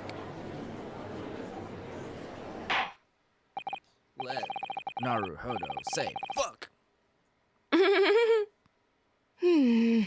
It seems the defense's assertion was somewhat wide of the mark. Lord Von Zeeks, you will submit the contract as evidence, please. Drebber's contract has been entered into the court record. It's true. If Drebber had no opportunity to switch the birdcage under the stage with the one in the Crystal Tower, he couldn't have done it. And in any case, I have no idea what his motive might have been. There is one aspect of your argument that still holds true, however. There were 2 bird cages. The prosecution is unable to deny that. Oh. So I'm sure you're on the right lines, Mr. Naruhodo. And I've no doubt there are other aspects of your assertion that are undeniable truths too. Well, it would seem that the defense has no rejoinder to offer. Time to vote!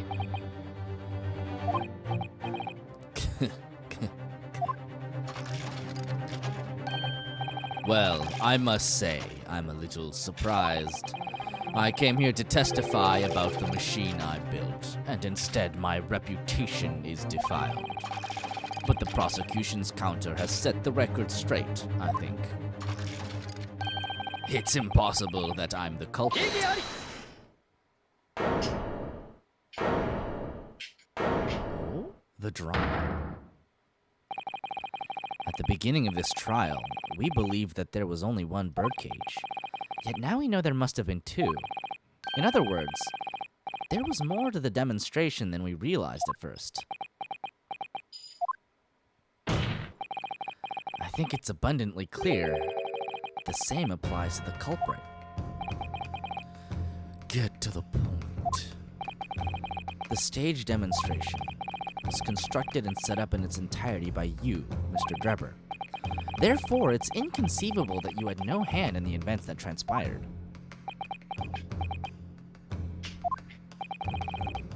So, if circumstances mean it's impossible that you could have carried out the crime yourself, it points to the fact that someone else was involved.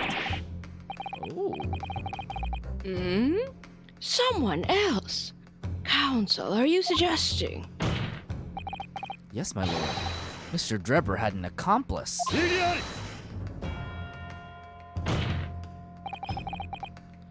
An accomplice now? Well then, I presume you're prepared for what's to come. Now that you're accusing not only this witness, but someone else of the most serious of crimes.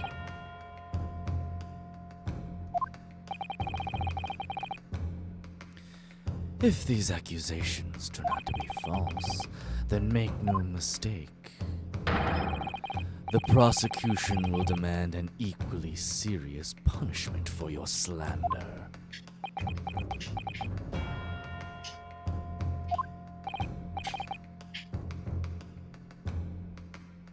Well, counsel, do you intend to pursue this course and formally accuse another party of involvement in this matter? What do I do here? At the moment, this is little more than a hunch on my part. I don't know for sure if Drebber had an accomplice or even if he really is the culprit here.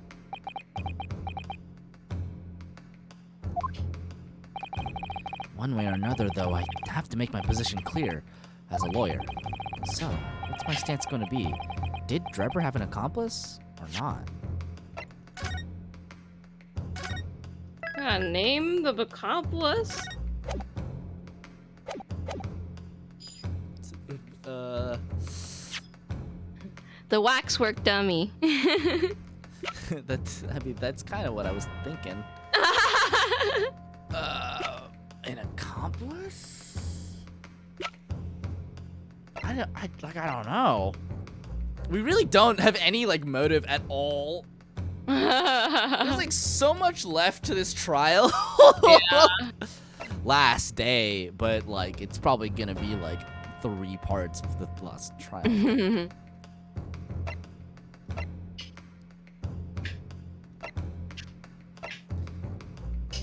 I really can't think of an accomplice. Can you think of one? Other than the dummy? Not really, right? Yeah.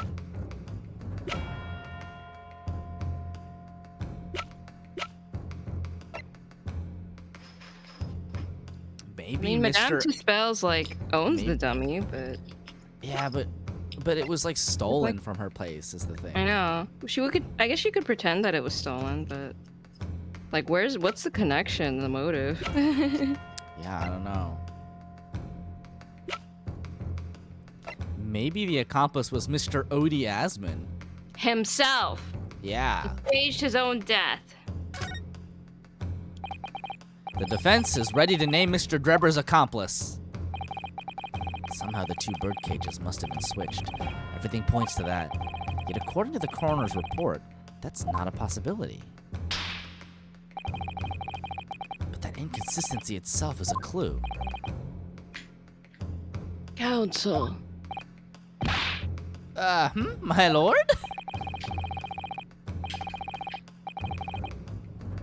you have received a stark warning already. If you are nevertheless determined, then I must now ask you to identify this alleged accomplice by name. So, your answer, please. Who do you claim to have been Mr. Drebber's accomplice? Oh, jeez. Okay. Like maybe? Huh? It This could is be my running him. theory. Yeah, I think it would be spicier if it was him, but also, like, I think it's also pretty likely that somehow he was the accomplice. Because the only other contradiction is, like, the coroner. But they keep setting her up as, like, someone who's trustworthy because she works with the Scotland Yard and she's never wrong and blah, blah, I mean, it could be the coroner. She seems pretty sussy. blah. I think try, I guess, Odie Asman first. Okay, we'll see if this explodes us. I think what do you mean who is this person? What do you mean who is this person? It's literally the murder victim! Someone intimately related to the crime, my lord. And someone you surely wouldn't say you don't know! Yes, thank you. I am aware of the person, obviously. But on what basis do you claim felonious involvement?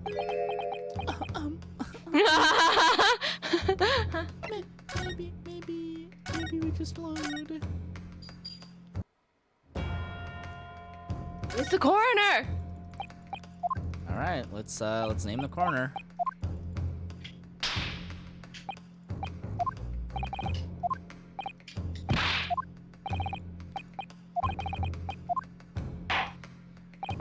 like a whole thing going on with the coroner also. Mm. The name of the person in question is... What's wrong, my Nipponese friend? Surely fear doesn't bind your tongue now. It's a little late for that. Of course I'm afraid! After all, naming her in this capacity is definitely going to make waves. A lot of waves! I could very well turn every single person in this courtroom against me! Yeah. I'm sure it will be all right, Mr. Naruhodo. Thank you, Mrs. Sato.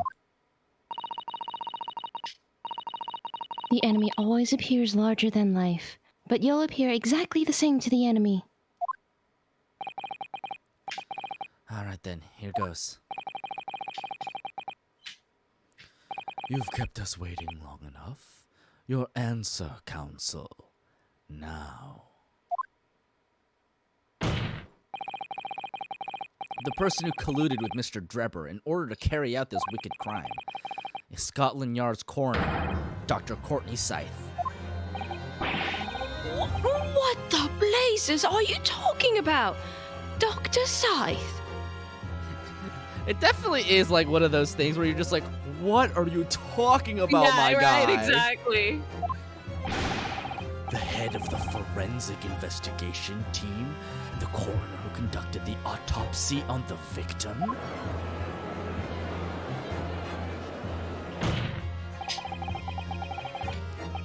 We know there were 2 bird cages. So, who could have carried the switch to complete the illusion? The accident happened in front of a huge crowd of spectators, and the area was immediately sealed off. Then, everyone, police officers included, were banished to make way for the forensic investigation team. When else could the switch have occurred? It can only have been in that team's presence.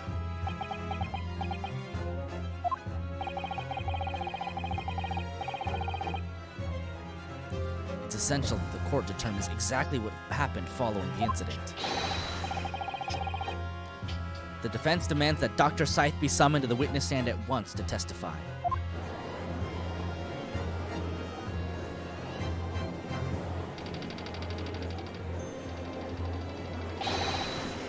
You've got a nerve, lad. Standing up there, dragging the yard's name through the mud. I didn't mean to. We know the woman very well. There's no better dead room work out there. How dare you call her a criminal? My learned friend's imagination appears to be wilder than the East End at night. Yeah. But the recklessness of your accusation aside, there is another grave problem with your argument. One which the prosecution demands you address at once. A grave problem? Oh my word! Who do you claim acted as the victim's doppelganger? What? Certainly if the birdcage containing the body of the victim was exchanged for another, that cage must also have contained a body. And yet, no missing persons or accidental deaths of anyone even remotely resembling the victim have been reported. Which means there was no one dead or alive who could have fulfilled the role of a body double for Mr. Hasman. That's true. If my argument is that there were 2 bird cages, then there must also have been 1 person inside each. But I don't know if I've got an answer to this yet, have I? What can I do to reveal how this body double stunt was achieved? Very well. The defense will address my learned friend's concerns by presenting evidence that reveals the true nature of Mr. Asman's body double. Good gracious! Evidence? I do hope this isn't filibustering, Counsel. The court is expecting a name. If you think you have relevant evidence, present it now. The body double and the birdcage were hiding inside the balloon that was floating above the stage, which means that any witnesses would only have seen them from 60 feet away. So, who was it that appeared out of that explosion some 18 meters above the spectators? Aha! The body double inside the second birdcage was... Let's go! Finally! We know that the victim, Mr. Asman, was in the birdcage that was situated inside the kinesis machine on stage. And therefore, he couldn't have been inside the second birdcage. Instead, that contained something else. What's been described as a body double, which is what fell from the sky and crashed into the Crystal Tower. Yes, Counsel, according to your somewhat elaborate version of events. And that body double inside the second birdcage was in fact... It's all right, Mr. Naruhodo. You're ready for this. Just steel yourself and come out with it. I mean, this is easier than accusing the coroner of Scotland Yard. I mean, it really is. Thank you, Mrs. Sato. As I was saying, the body double inside the second birdcage was... as unbelievable as it may seem, that thing there. Oh my god, all the evidence is just fucking sitting out here. It's just there. Imagine showing up to court and there's just this thing. Like, it's just sitting there. There.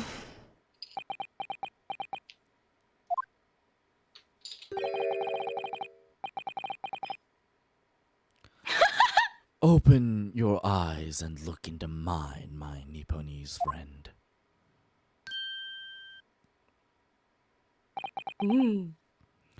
Now tell me, what are you playing at?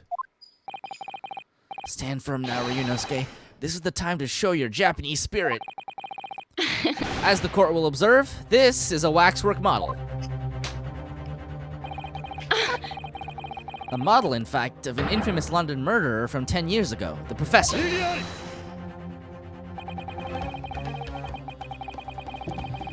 You started by indicting the leader of the forensic investigation team as an accomplice in this crime, and now you've moved on to indicting waxworks? Yes, that's about the size of it. But why? And why this waxwork? It looks nothing like the victim. In fact, it could hardly resemble him less. What possible justification can you give? If you want to know why, ask Mr. Drebber. What? Just days before Professor Harebrain performed his public demonstration, Mr. Drebber abducted this model from Madame Tuspel's. Did you say abducted? And 2 days after the incident at the Great Exhibition, he returned it to the museum. Then the timing. Is this true, Mr. Drebber?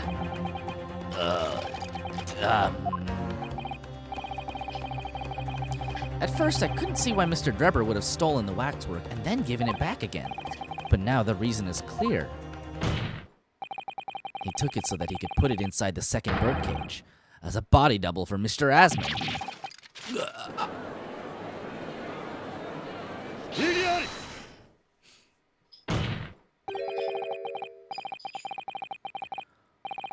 Are you hearing this, ladies and gentlemen of the jury? Are you hearing the defense's astonishing proposal? That the witness fabricated this vast machine with the intention of deceiving some wretched scientist? That he did so in collusion with the country's finest coroner on a public stage in front of a vast audience? And that to effect the deception, he used a waxwork model that in no way resembles the victim. Are we really to believe this far-fetched tale? What do you decide? Man, losing some steam here, Ryunosuke. Wait, yes, if you put it like that, of course it sounds implausible. My lord, I need to speak, if you please. Myself and my colleagues have reached an agreement.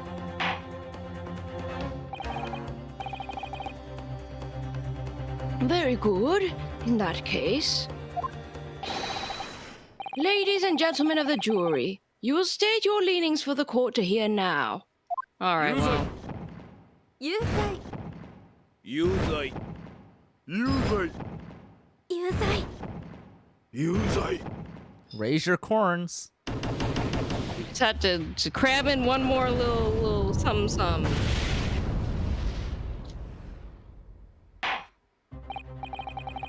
So, as indicated by the foreman, the jury has reached a consensus. Sure has. I knew that was gonna happen. We shall get through this, Mr. Naruhodo, as we always do, and uncover some new truths along the way, I'm quite sure.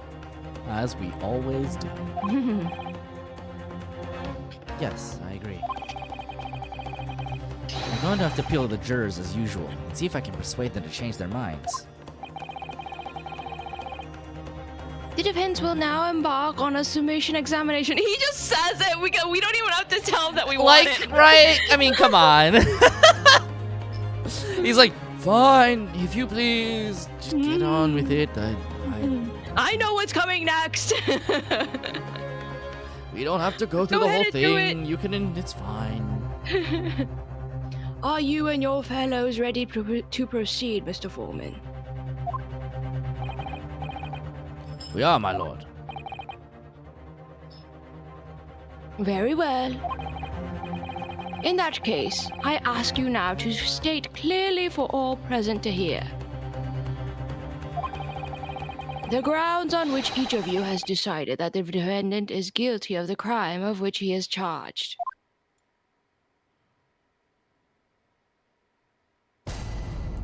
Judicial findings. Okay, before we do that, let's take a little break so I can pee. Okay. A burb.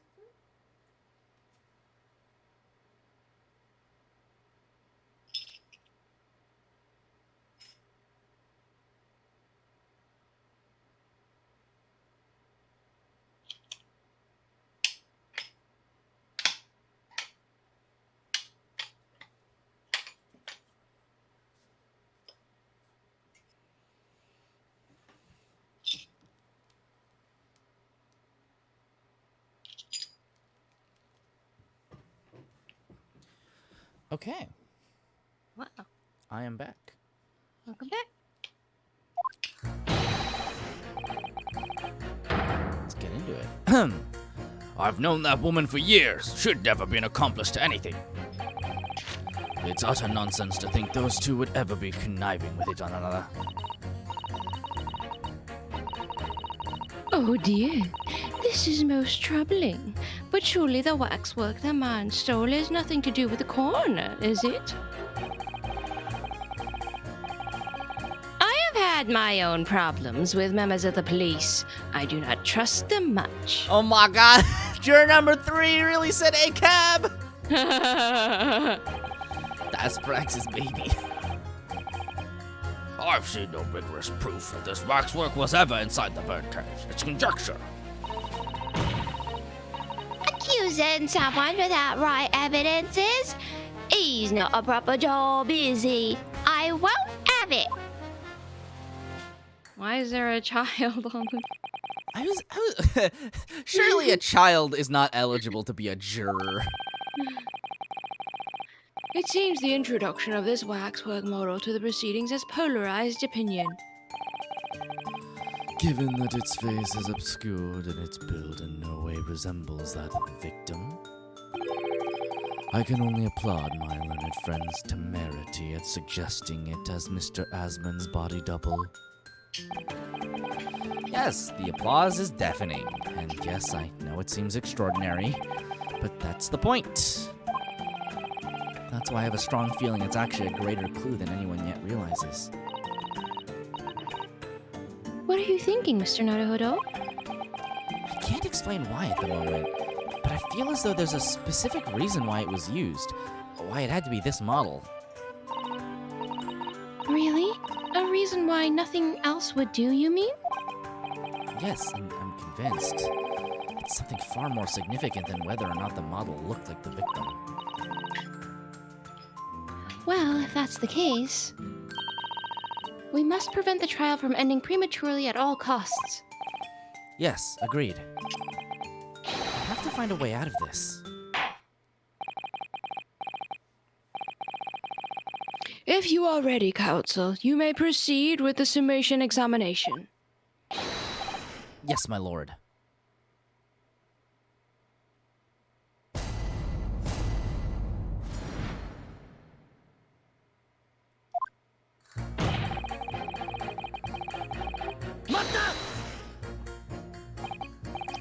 The order of things seems to have changed around here for some reason. I'm a copper, lad. It's a copper's discretion to bend the rules sometimes, when needs must. Wow, Ace Attorney really said a cab. What's wrong with that? Pulls out fucking gun in court. Where do I start? I've been working as a yard off for 40 odd years. That's even more than I thought. We've only had a metropolitan police service in town for 70 years, you know. Of course, times have changed. The public didn't trust coppers back when I started. It was rough. We had to fight crime, and we had to fight to win the public's trust as well. And when we did, forensic science was in its infancy too, even more than it is now. And she spearheaded the revolution. Dr. Scythe, you mean? That's right. About 10 years ago now it was. When I was still a youngish bobby on the beat. That's when she started making a name for herself as a top-class coroner. Now look at her. Head of the forensic investigation team. A woman, no less. Well, you won't hear me complain. That's what we all dreamt of back then, I tell you. Could you tell me without holding that gun in the air? We were all out to uphold justice, lad. Full of vim we were, full of vim. That's coming across loud and clear.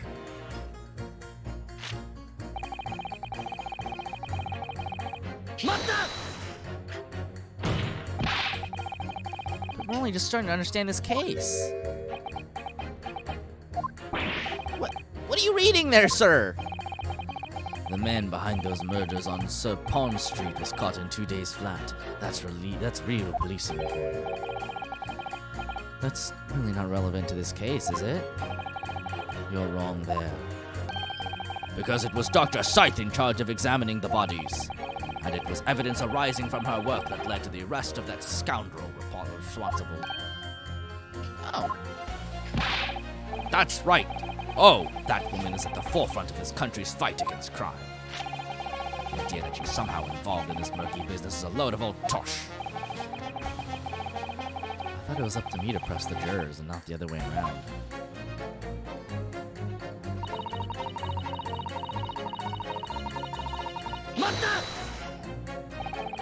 Why would you assume that?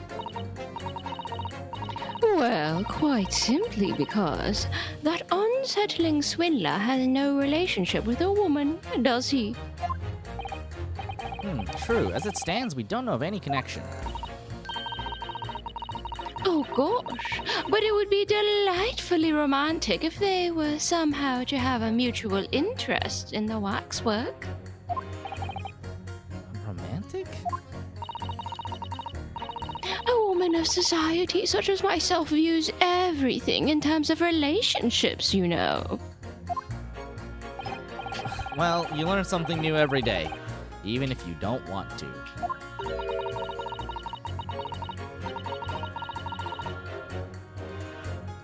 One might wonder about a possible relationship between the defendant and this coroner woman. Or perhaps between the defendant and the handsome prosecutor just there. This woman may be more astute than I've been giving her credit for. If that's the woman's stance, then perhaps demonstrating some connection between the waxwork and Dr. Scythe would be enough. Yes, I agree. As soon as we have even a whiff of a connection, she'll be the first to know.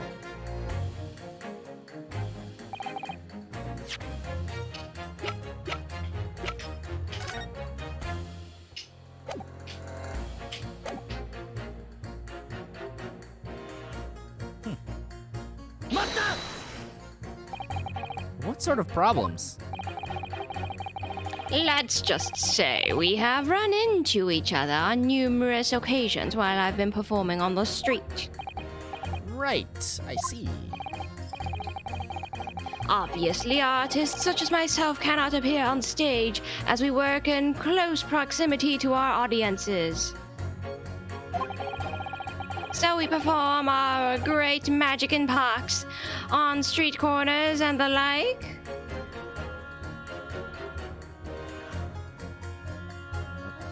I was like, what? Why click no go? I found out why click no go. 昔は Oh, but the police use any excuse to make our lives difficult. Jesus Christ. Sir, please. He's spinning Sir, that when please. it's loaded. Sir, please. Sir, please, I beg of you, put that down. Juror number 6, can you please put the gun down? Jesus Christ. Do you have something to say in response to that, Mr. Ottermole? Who you calling a mass murderer? What? Sorry, my mistake. I got confused because I heard you looked like him. Don't look anything like the man. You want to be locked up, Sonny? Thanks, Mr. Sholmes. Perhaps we could move on. I was really wondering if you had something you'd wanted to add in response to what juror number 3 just said. And clearly you do. Back in my day, back in the good old days. Wasn't like this. What was it like, sir? We worked our fingers to the bone to earn the public's trust, we did. And by Jove, we earned it. People respected us back then. Respected you? No one would have called a coroner to question in them days. Coroner's report was the hallmark of an investigation done right. Especially Dr. Courtney Stevens put a name to it. She was the best of the best. Hold on a minute. What are you talking about? Who's Courtney Stevens? Oh, sorry. Got a bit carried away there. Stevens is Dr. Scythe's maiden name. Her maiden name? So that was before she was married. course, yes, silly me. It's Scythe now, isn't it? Stevens. I'm sure I've seen that name somewhere recently. Anyway, point is, those were the great days of policing, not like now. Sorry to interrupt, sir. But do you think you could change your statement to include that name? Well, yes, I don't see why not.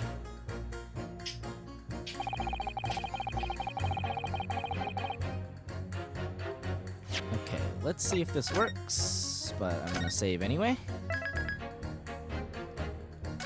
Okay, and let's see.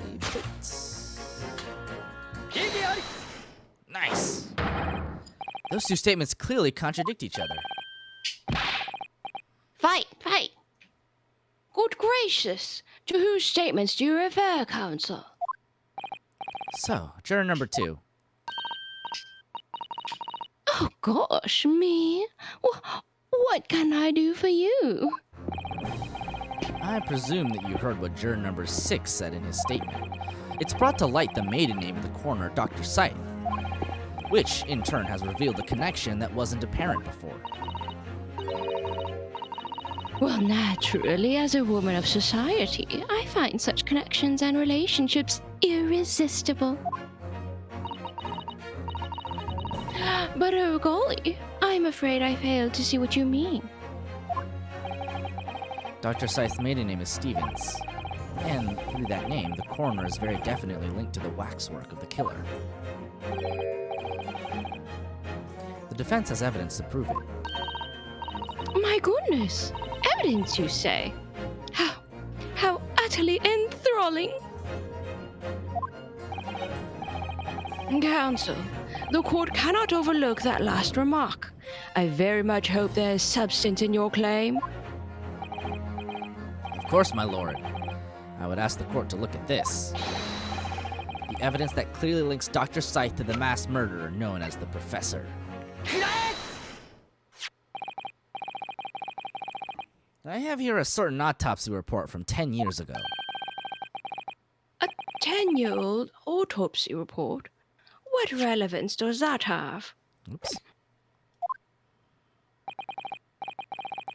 It is, of course, from the autopsy of the person portrayed in the waxwork, the killer known as the Professor. The professors? But the man was a capital offender, so... That's right. This is the certification of death that was drawn up after the convict's execution.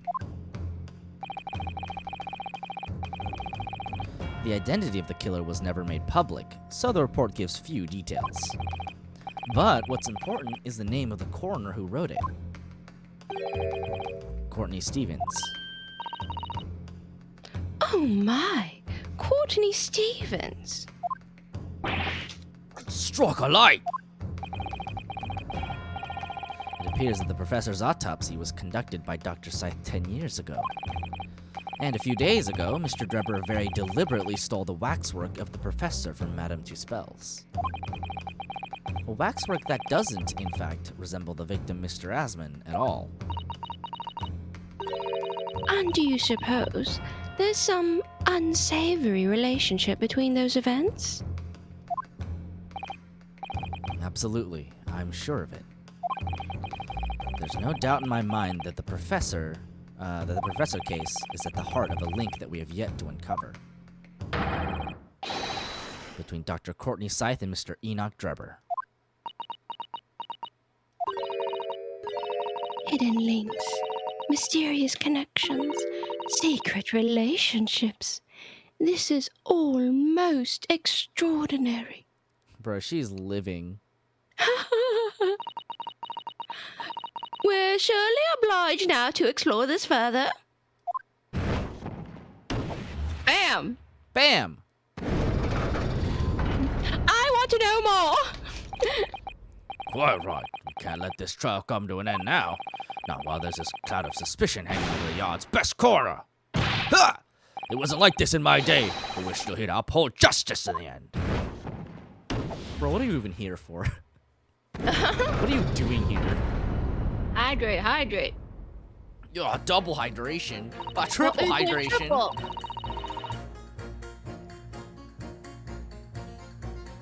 It's the professor. Like eaters. Eaters. But you claimed the whole instantaneous Oh. kinesis was a trick. Oh, more hydrates. I don't know, I have enough water.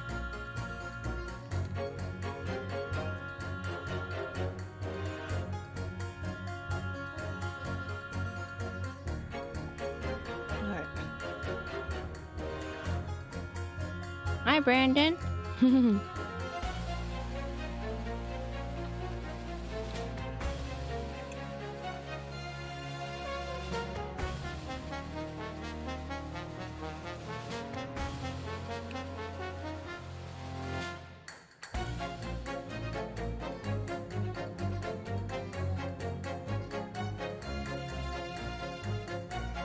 That was also the last of my beverage.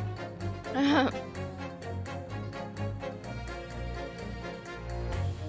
think I will grab some more tea. Orb.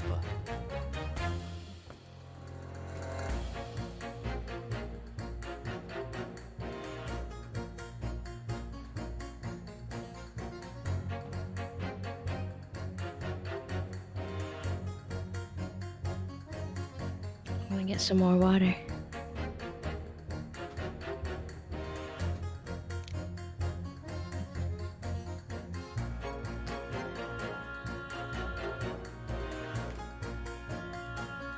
A lot of hydration.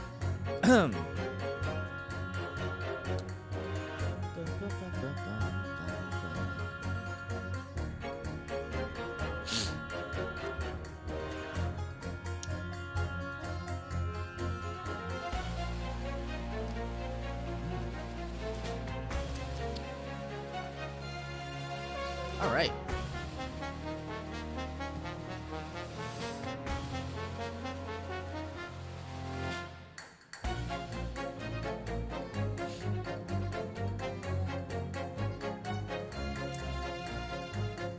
Are you here, Renu?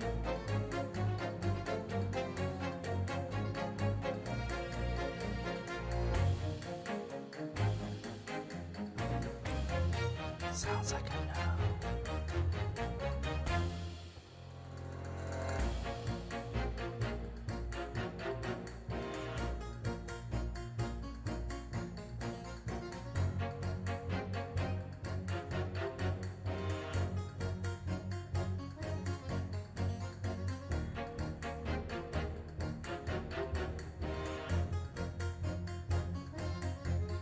Well, Well, Nick, thank you. are you ready to continue? I have more hydration in case there's more hydration. All right, let's go.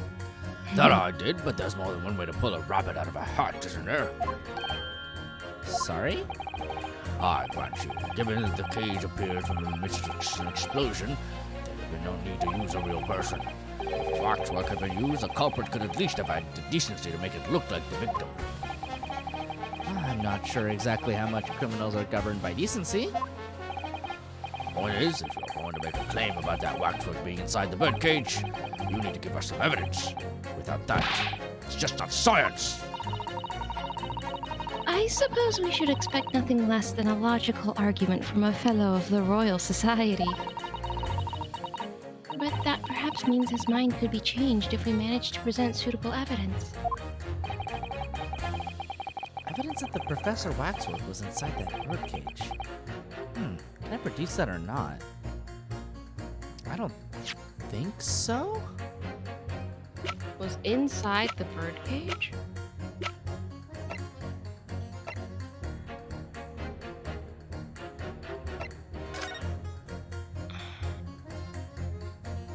Probably not at the moment.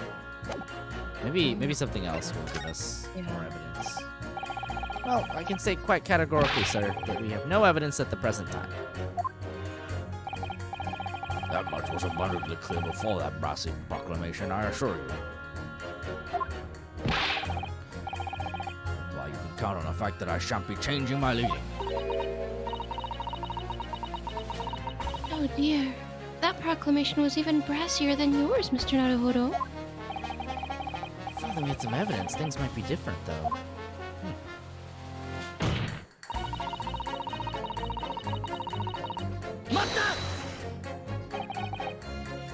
I've gotta ask, why have you brought that corn into court with you? Finally, someone's asking the real question. Colonel Court, he's been growing back on me on the farm. Picked him off on me way into town. He's a proper nibbler, he is. Yes, the nibbling seems to be taking quite a while. Maybe it could wait until after the trial. Is this implied to be this like one piece of corn? Is this the same as Gregson's infinite fish and chips? Yeah. Ooh, I don't like the sound of that. You need colonels at times like these. Whenever I've something big to decide, the colonels always point me in the right direction, see? You're talking about your cob of corn? Nibble out, guilty gobble, nibble not guilty out. Nibble nobble, guilty bubble, nibble not guilty out. Nibble nobble, guilty bubble, nibble not guilty out. She sounds like she's in a cult. My God. Perhaps it's akin to fortune telling with flower petals like people do back home? So Professor Hairbrain's fate is to be decided by a cob of corn? Could you not at least wait until we've had more time to find out the truth before deciding on the defendant's guilt? Oh, I don't know about that. Me Tom's awfully full already. Amazing. It seems a little far-fetched to think that the waxwork model of the professor was in that birdcage. But on the other hand, it explains a lot. If there really is a reason why that particular waxwork had to be used as Mr. Asmon's double, we must do everything we can to make the jurors understand it.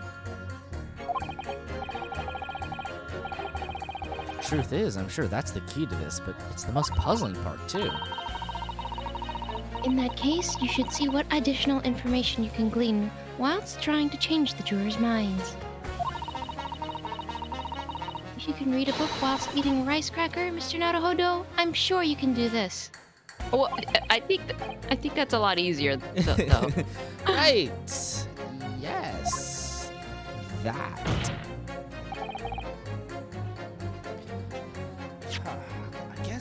I guess we'll have to see if we have any information that we can use to evidence this out here.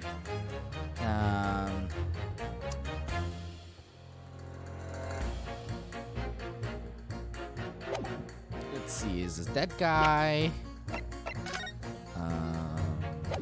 Cage.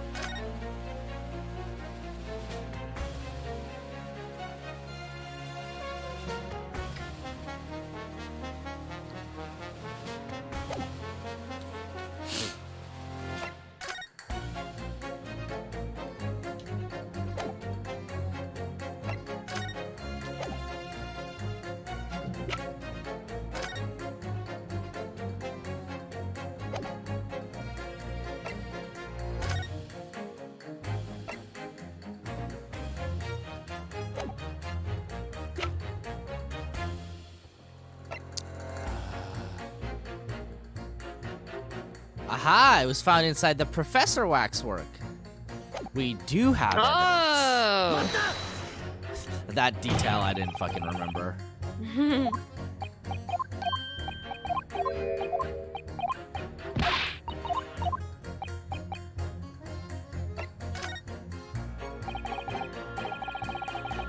Actually, I have something I'd like you to see, sir. Oh? I must warn you that I firmly believe it's only wise to trust men in white coats.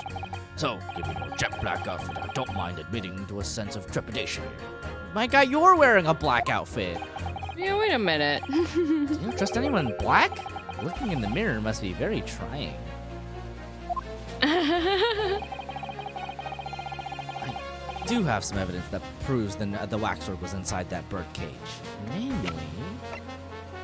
I was wondering when this piece of glass would come up.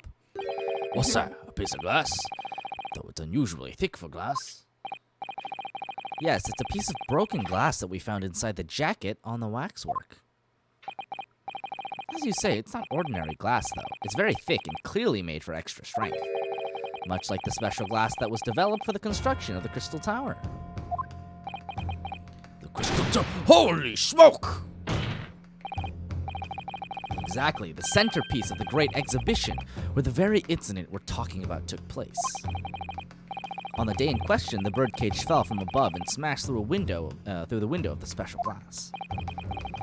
From whence this small piece originated, is that it? Precisely. So, what do you say? Now that clear evidence in support of the assertion has been placed before you. Well, as I said, I only trust men in white coats as a rule. However, when the reasoning is sound, it's fair to say color shouldn't come into it. In light of what you've shown me here, I feel obliged to change my position on the matter.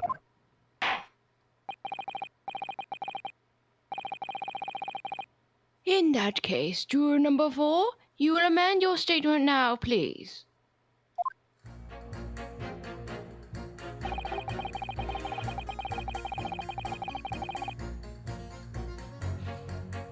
Let's see.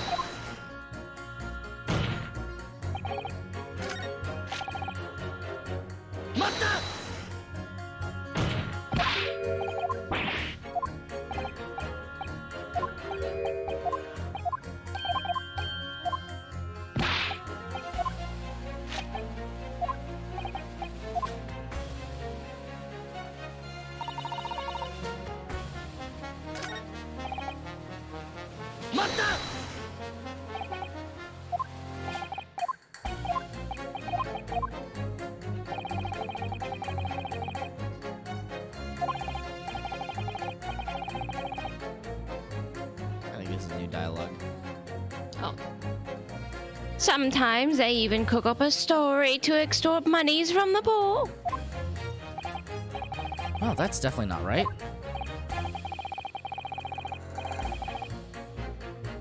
Yes, and it is why I say that if you trust the police, you will have trouble. A cop. Oh my god. But here you are, claiming this waxwork model was stolen to star in an illusionary spectacular. The idea is so wild, I think I will take my chances and believe the authorities on this occasion. This is how the public at large views Scotland Yard, is it? Our own police force in Tokyo is not even 20 years old, is it?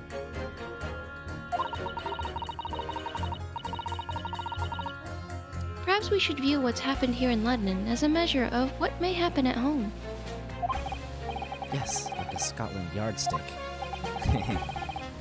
That's pretty funny, actually. I wonder how a policeman would feel listening to the way this juror speaks about the force. I'm sure he'd have a word or two to say in response. It's funny. Hi.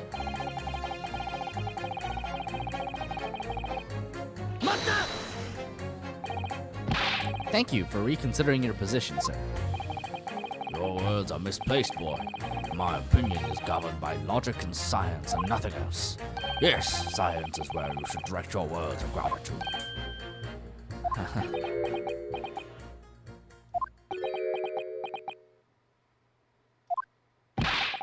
What's the matter with you? Too good to say some words of thanks to the mother of all academic subjects? Mommy Science is waiting. What is it about scientists, honestly?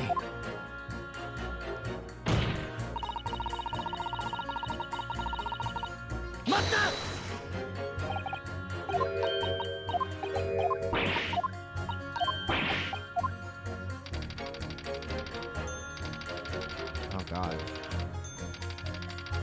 Oh god, it was a trap!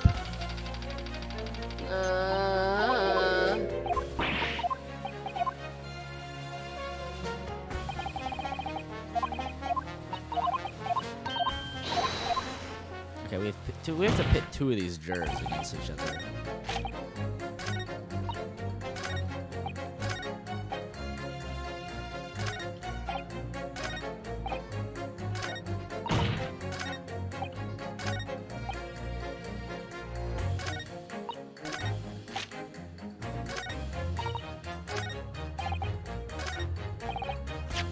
I mean, there's only so many combinations at this point. So we'll just drop a little Saberino. And then we'll just start pitting. I mean, did you pit pro police dude with anti-police dude? That's kind of what I was thinking. Obviously, but this statement has been amended also. So I'm kind of thinking maybe pitting these two together.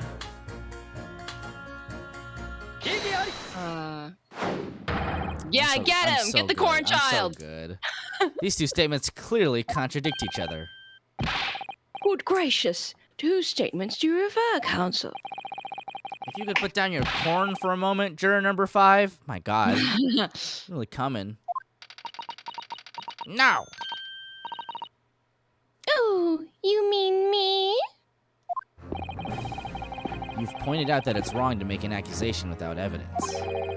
But the accusation that the waxwork model was inside the second birdcage on the day in question is not without supporting evidence, as the defense demonstrated to the juror sitting beside you. Ooh, is that right? Would it be fair to say you didn't follow the argument?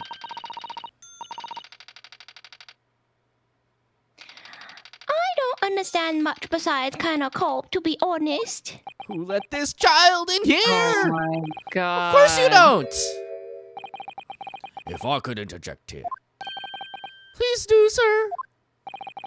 Now that this assertion of yours about the waxwork has been backed up by some solid evidence, it would be wrong of me as a man of science not to pursue the matter further. Oh, hell yeah.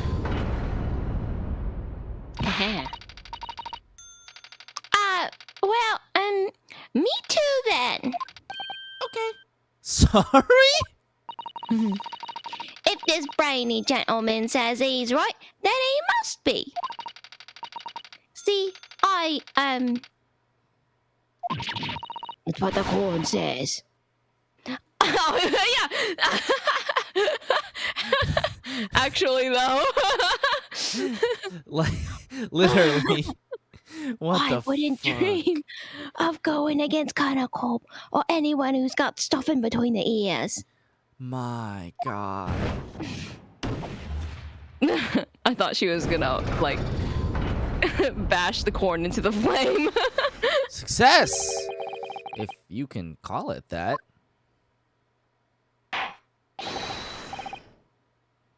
Thank you, counsel. That will do. As a result of the summation examination, the jury's overall leaning has changed.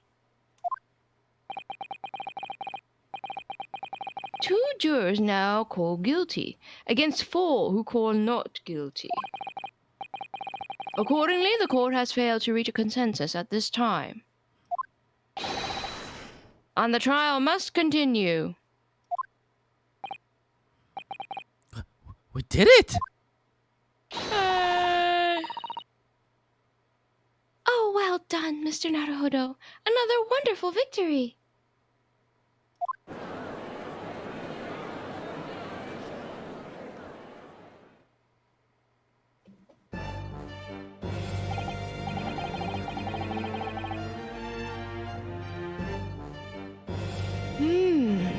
A waxwork of the despicable professor. Used as a body double for the victim in this quite extraordinary case. I must say, it's extremely hard to believe the assertion could possibly be true.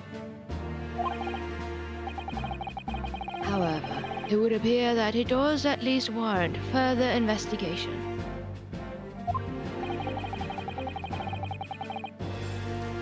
It's the waxwork of the professor that links Mr. Drebber and Dr. Scythe. Corn Don't know if I is can trust justice, Corn Peters. is justice. Corn is justice. Corn is justice, or is it? And I'm convinced that there's a special significance to that link. I don't know what you're hoping to prove, lad. I really don't. The truth, sir, by using evidence and testimony. If the court is to delve deeper into the alleged involvement of the waxwork in this case, then the prosecution calls for the owner of the model to be summoned as a witness. The owner. Madam Tuspel.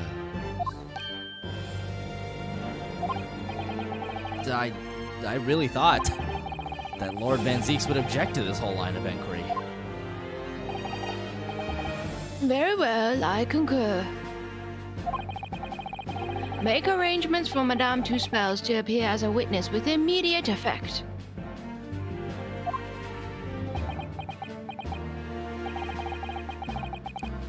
Listen carefully, my little friend. Oh, the yes? You should know that you're on the brink of opening Pandora's box. Okay, all right, man. All right, then, I guess. The court shall now adjourn for 45 minutes. During that time, the prosecution will summon the new witness and prepare her for taking the stand.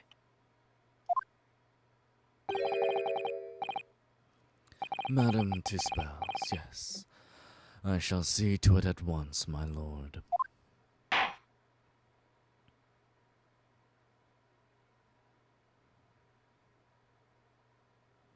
To be continued.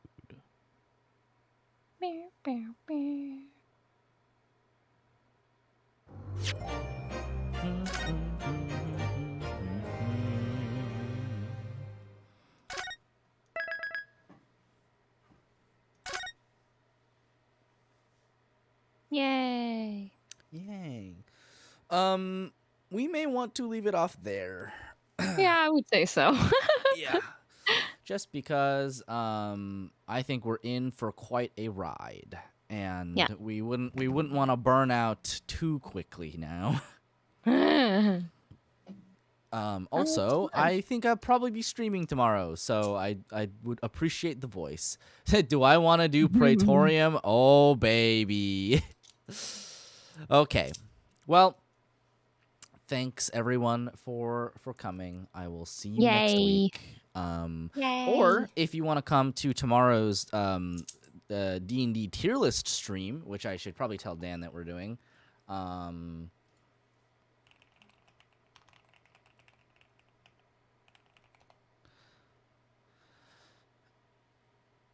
am I downloading 14? And we spent a lot of time talking about Final Fantasy 14. About that. Yeah. I checked Steam and I put in 89 hours into it. Damn. I'm pretty proud of myself.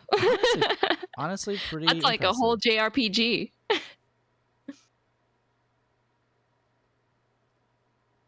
Yeah, we did talk a lot about it at the beginning of the stream. Yeah. Well, yes. Could do more though. So if you Which class is next? sorry, what'd you say? Melted Solid asked which class is next. Which class? Oh, we're doing wizards tomorrow. Whoa. Yeah, it's gonna be wet and wild. It's gonna be so wet and wild. I